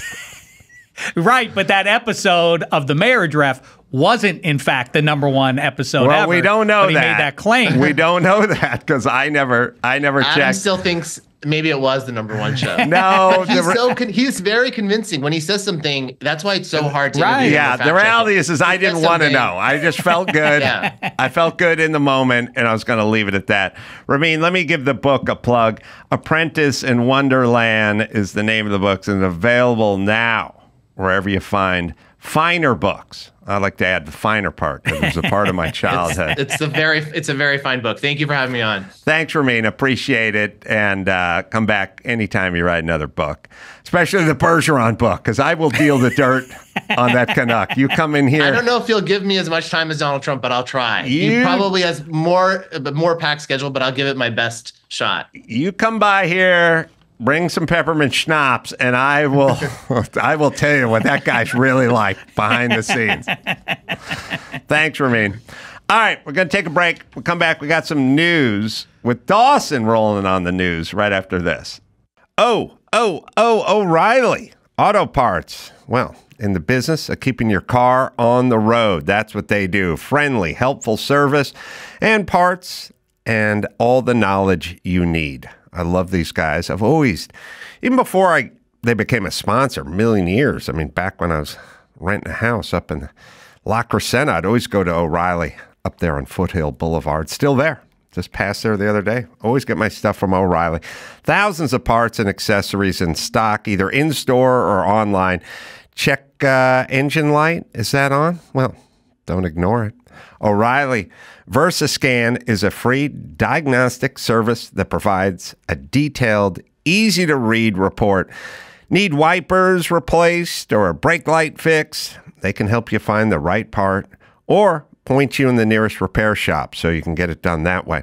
And they'll also test your battery for free in or out of the car. Talk to the professional parts people at O'Reilly Auto Parts today, or visit O'ReillyAuto.com/Adam. That's O'ReillyAuto.com/Adam. Viator experiences are what people love most about travel. That's right. Whitewater rafting. Yep, did that. Hawaiian catamaran. Yes, I did that. Well, Howie Mandel paid for it, but hell, I was ballast on that bad boy. Catalina ziplining, well, my family did that. I was working. Viator, it's a website and app for booking travel experiences like Grand Canyon skywalking or guided tour of the Vatican. Well, la-di-da. Over 300,000 bookable experiences in 190 countries, millions of real traveler reviews. So you have the information you need to book the best activities for your trip. With Viator, there's always flexibility and support with free cancellations, payment options, and 24/7 service. Download the Viator app now. Use the code Viator10 for 10% off your first booking using the app. One app, over 300,000 travel experiences you'll remember. Do more with Viator. And now, Alcoa presents Definitely Not a Jew on the Adam Carolla Show. Dateline, West Monroe, Louisiana. A 19-year-old patient was arrested for assault after attacking a nurse with a spork. Definitely not a Jew. Well, the voice behind Definitely Not a Jew, Mike Dawson in studio doing some news. Yeah. Well, let's start with once again revisiting the biggest news story of the day. Adam Carolla with a star on the Hollywood Walk of Fame. Yeah. Congratulations on that. I thought you might like to know some of your radio contemporaries who also share stars on the Hollywood Walk of Fame. Oh. It does go back where they're old people, like Bing Crosby, I think, is one of them. But we're not going to talk about them. Gary Owens on there. But the ones that you are now in rarefied air with. If Bonaducci and Lycus are on there, I'm going to kill myself. We got Rick Dees. Oh, Dees Grease. Rodney Bingenheimer. Oh, Rodney. You know the crazy, you know what Dees... Joe, find the Heine wine bit.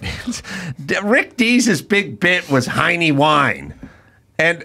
for some reason, it was funny because Heine's also a name for your ass. Yeah.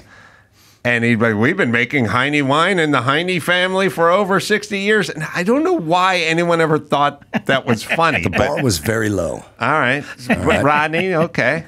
You got Casey Kasem in there. Okay. We're on the air at the same time. Shotgun Tom Kelly. Oh, Shotgun Tom. The great Jim Ladd. Oh, sure. Ryan Seacrest.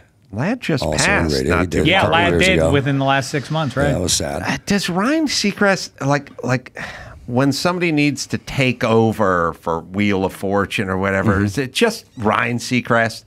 It seems to be. You know what I mean? Like, does he have to be this sort of de facto person for everything all the time? There are worse things going in society, but one of the bad things is, like, in the effort to be inoffensive, you just wind up with vanilla ice cream. Yeah, right. Like the most down the middle, like, well, you can't say anything bad about him, can you? Like, no. I mean, ironically, maybe I can, for being so down the middle is offensive in some weird way. Shouldn't you be more charismatic, like we're talking about? Artistically sort of offensive, but yes. Yeah. Well, it's nice to see Ryan Seacrest get a break. And then the last one, Mark and Brian. Now, Mark and Brian. They're entered basically as a show. You know, they're not entered without each other. They got a star that says Mark and Brian. It's not their last name. So technically, you're better than Mark Thompson and Brian. What's his name?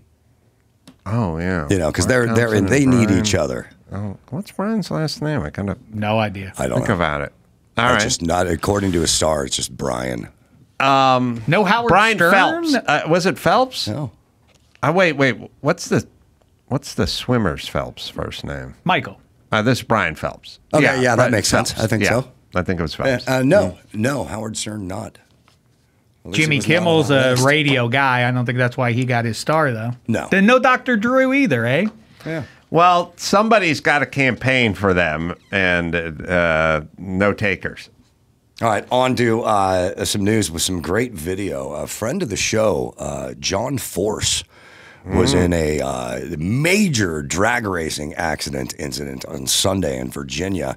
It was the NHRA Virginia Finals at Virginia Motorsports Park.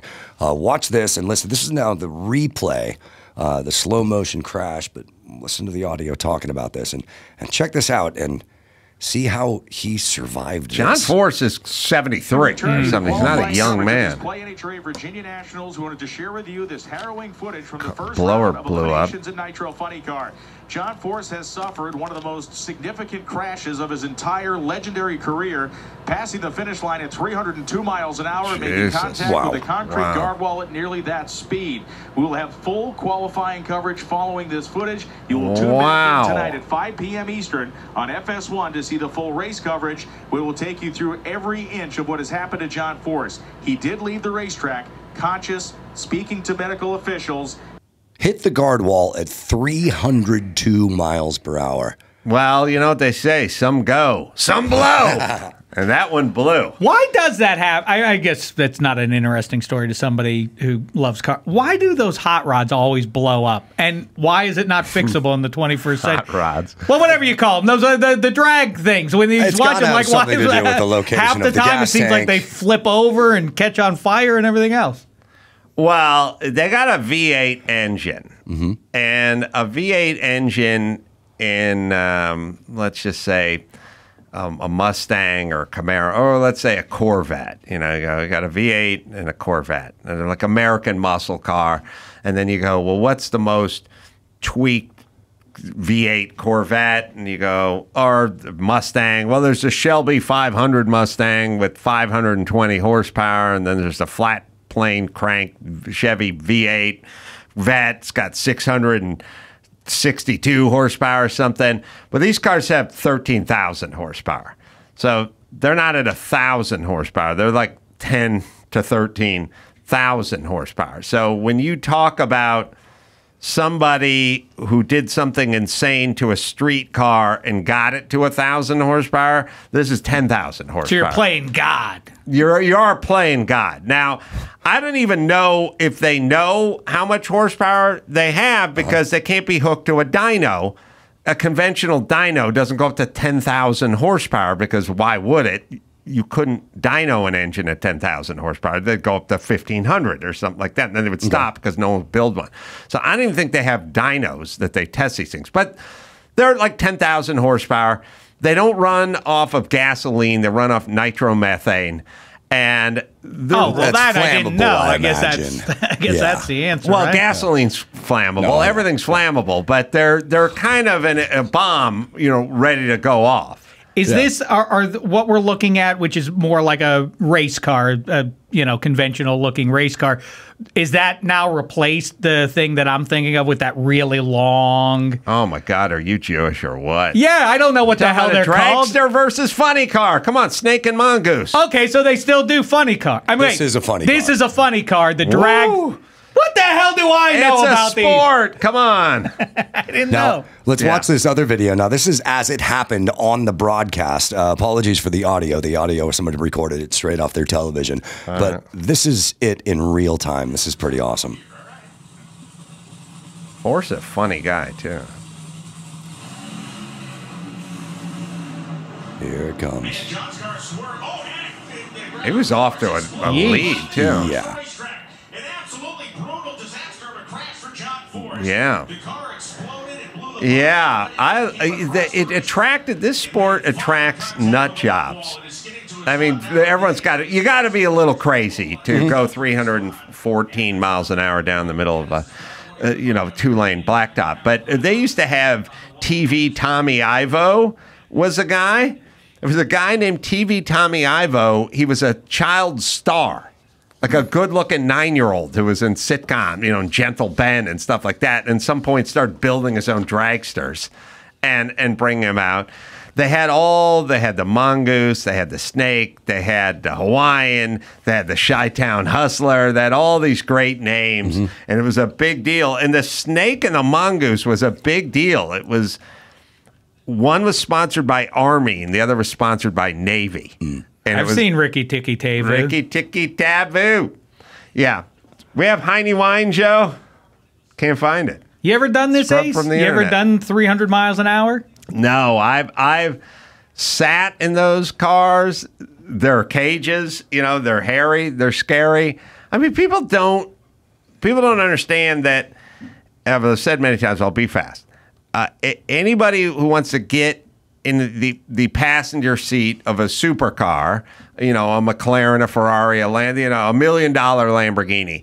And that guy throws some revs and drops the clutch or puts on launch control or whatever and takes off. In, 2.5 seconds, they'll be up to 60 miles an hour. These guys in 2.5 seconds are 320 miles an hour. Like a rocket ship. That's the difference between 60 miles an hour and 300 and something in the same time period. Yeah. And do they have to go through special training to be able to acclimate to those G-forces? Or they just do it by driving? They start off in, stock, pro stock, eliminator, whatever, and then they just keep bumping it. It's what people do with drugs. Okay. They start with weed. And then they chase They that get dragon. to fentanyl at some point, but they start with the stepping stone stuff, and then they start moving their way up. Well, John Force is still in intensive care, but I'll paraphrase a tweet from John Force's daughter, Brittany Force, who was on the show with John a while back. Yeah. She basically said, my dad will recover fully. He is the toughest man alive. So don't worry about it. He's really... God, I'll try to think of who he reminds me of. We have the Heine Wine song. Okay. Is this from Rick Dees? Or this is from something else? It's from something else. But all right, we have the Heine Wine song. This is Rick Dees' big bit. Smells like the 80s.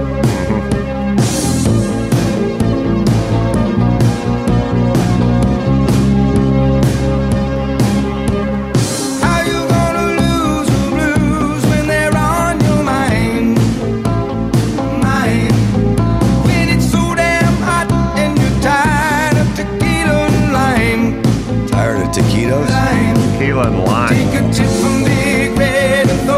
I assume it's tequila. Down to your local grocery store and grab a little Heine, a 6-pack of Heine dry wine.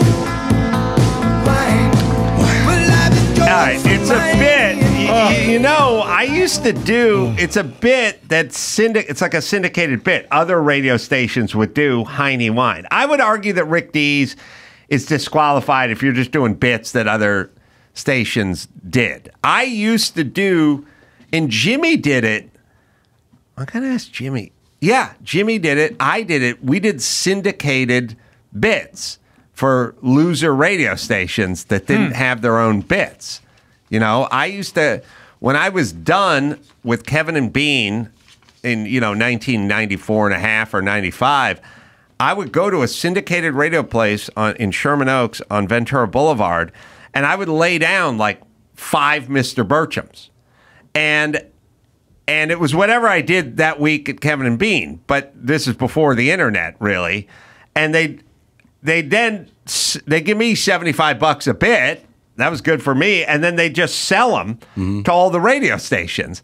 And so, like, every once in a while, I'd be in, like, Indiana, and someone would go, hey, it's Mr. Burcham. And I go, how do you? I was on It's like the Paul Harvey thing, right? Right. But for comedy. It was syndicated, and they just slug it in, and the DJ'd go, well, it's time for our own Mr. Burcham. It's Thursdays. And they go, how you doing, Mr. Burcham? And then they did press play and do the bit. Well, just to put a button on the John Force thing, he was a guest on this show with Brittany Force back in 2022 and wound up in the Ace Awards as a nominee with this drop. And this is what John Force, he was really enthralled with you. And this is what he had to say about you. You're a funny shit. You're a funny shit. Yeah. Well, I hope he recovers fully because I love that guy. By the way, that song sounded like Daniel-san playing at golf and stuff, trying to woo. Oh, yeah. Try to woo her. I wanted to give a quick shout out. Right. We just passed the 40th anniversary age. Sheck, for you. Karate Kid. For you mainly. All Valley. For you mainly. I was Crooked Tournament. I was skimming through the TV and I watched a minute of Ugly Betty for some reason. And in this scene, the assistant, I think Ugly Betty, handed her boss man the Starbucks cup, who was sitting behind the desk, and he took it clearly empty. It was clearly empty, just clearly. It was hot coffee with a lid on. She just kind of flung it toward him, and he just grabbed it like there was nothing in it and slammed down. It's like, it was clearly empty. And then I switched channels, and I watched a trailer for the Netflix show with Jessica Alba. God, Trigger warning on there, and she's confronting a guy in the bar who has a aluminum can of beer, clearly empty, just kind of waving around like there's nothing. Can we remedy this? Can we remedy this? You don't have to put beer in it. Put water in it. But put something in it. You know what I mean? Like, what is... I mean, the props department could do their job, but conversely, but you know what? If we're going to assign Blake, you're an actor. Act like that thing has liquid in it. I don't know that Laurence Olivier himself could take a completely empty cup and give it some heft that it just doesn't have. And I also watch it and I think, what is up with me as a human where I can tell clearly, but it's not, the guy's hand didn't go up or down or anything. They took it, but it just screams there's nothing in it. And the guy at the beer can like takes a sip, but there's clearly whatever that thing your body does when there is something in it, he's not doing it. So all I'm saying is, couldn't they do it, or why didn't they do that with Baldwin in his 6-shooter? I'm saying that was the time. That was the time to not have anything in the cup. That's all I'm saying. Accurate. All right, but it bugs the shit out of you, right? Yes. And I don't even. You know the other one too. It's like the diminutive little woman, and she's coming through the door, and she's got the grocery bag, and everyone loves celery. Everyone in movies, they're all addicted to celery. I've never seen so much celery consumption. The celery growers of America have to be confused. They're like, we barely sell any celery in America, but every single sitcom and every commercial, and every time someone is coming home to talk about life insurance with their husband, always a celery. Hanging out the top. Everyone loves celery, except for no one really eats it, but that's always on the list. They come bounding through. It's clearly styrofoam in there with the celery stalk sticking out the top. Well, you're so Give right. it some heft. Yeah, no one has ever come home from the grocery in a movie or a TV show without a French baguette either. That's always right. They celery and baguette. Yep. And they never hear the conversation where, the kids come down, dinner time, oh, great, celery and baguettes again. Oh, we're so blessed to have you as a mother. All right, sorry. We all have scurvy because all we eat is celery and baguettes. Ariana Grande is in trouble again. This time, it's because who she said she would want to have dinner with. That imaginary ultimate dinner date guest who throughout history would you have dinner with? Have you ever thought about this? Sure. Yeah, everyone. I mean, I don't know. But yeah, I get it. Yeah. I still don't have an answer. I don't really care. All right. Ariana Grande said Jeffrey Dahmer. Oh, and ironic. People are up in arms about it. And I don't think she's making a joke. No, I don't think she is, but let's listen to her.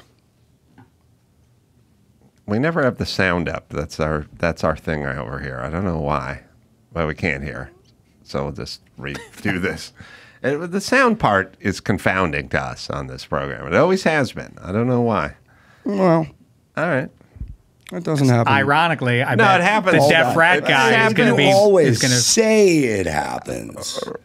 Well, I would say it happens weirdly. Let's just put it this way. If airplanes had an incidence of landing without the landing gear being deployed, the same number we have is queuing up pieces with no sound. It'd be a lot of carnage. It'd be a lot of death. Okay. A lot of death. Well, she recently went on there we go. There we go. Let's see.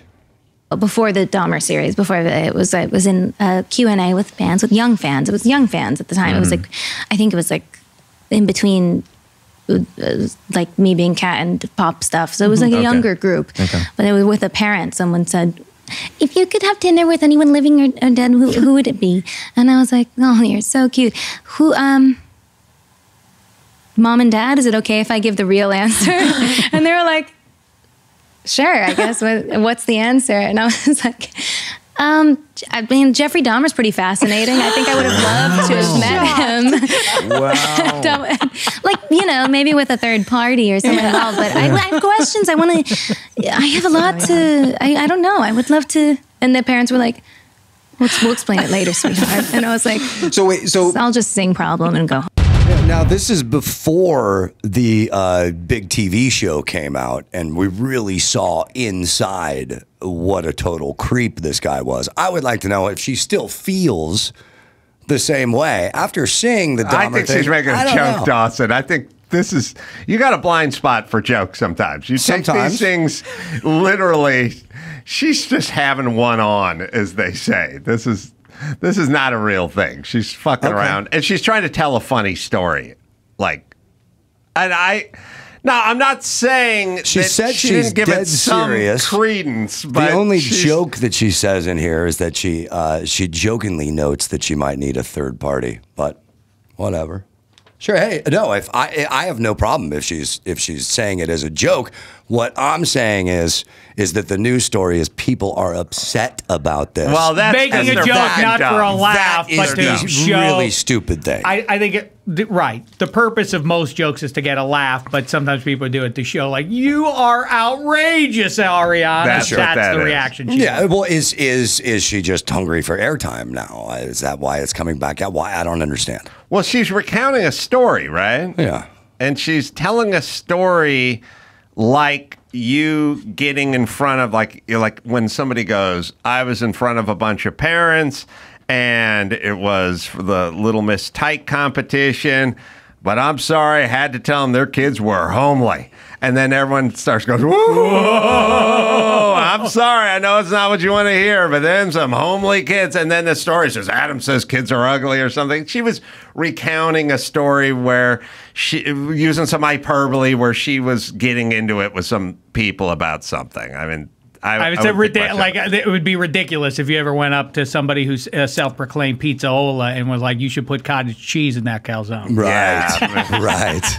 I think it was, no, what was it? Provolone? I do not put ricotta in calzones. It's way more outrageous to say it's cottage cheese. Yeah, it's Velveeta, cottage cheese, and yes. All right. Well, listen, I didn't stand by the banning. My banning part of you being banned from Kimmel's was the buy day. Yeah, I'm a purist. It's nice that that's lived for so long. Yeah.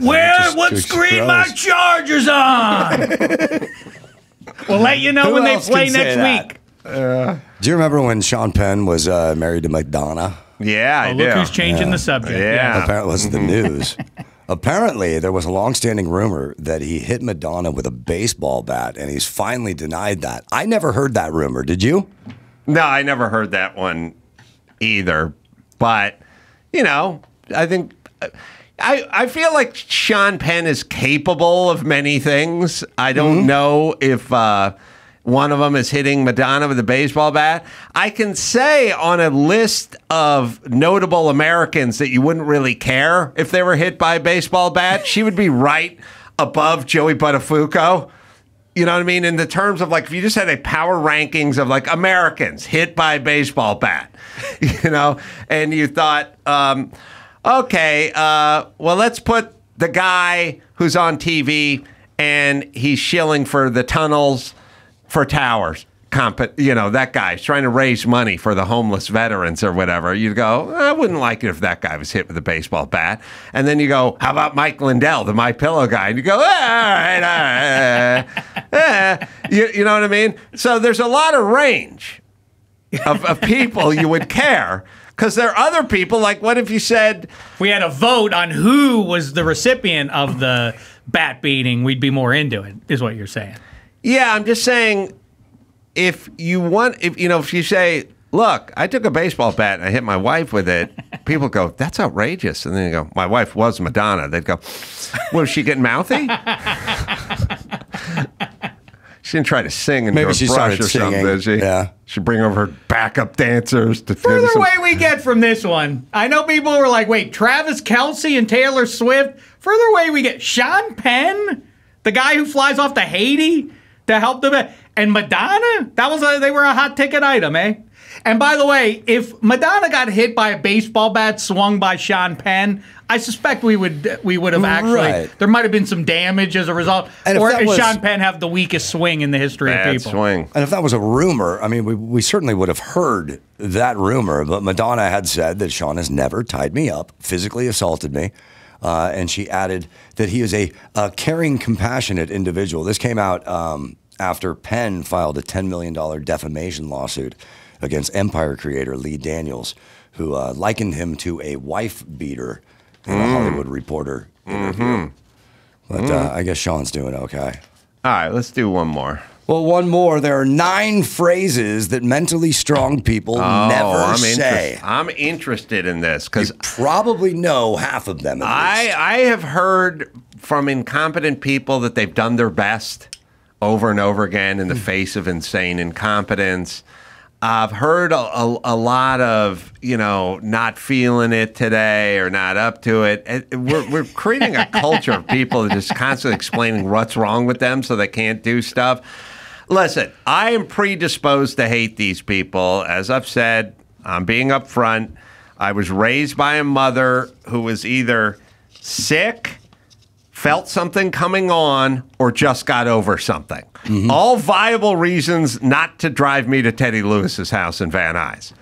Those were her only 3 modalities. She either physically had something, just got over something. By the way, you just getting over something means you're okay, number one. Number two, is that your state in perpetuity then? You just got over something? Oh, that'll go on for the next several months? Like, you got over it. Now it's time to move on. I'm starting to think that maybe you're right. Maybe we did have very different mothers. Possibly. No. All right, give Mentally me some. strong people never say, I am how I am. Oh, that's it the is other what one, it too. is. That's who I am. That's just me. It's me. All right. Can't fault that. Next one, they never say, why me? Right. They also they talk about like that's how I feel. If I feel, then I got to be right because my feelings are right because those are my feelings. This is your fault. I don't care what anyone thinks.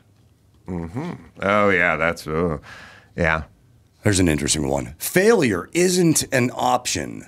Mentally strong people instead say, if this doesn't pan out, what's our plan B? Yeah, a better news guy. That's your, smart. That's your problem, not mine. You did go through these news stories, though, and pick these as the ones you wanted to talk about, right? I did not. Because I received an email that said, these are the stories Adam wants.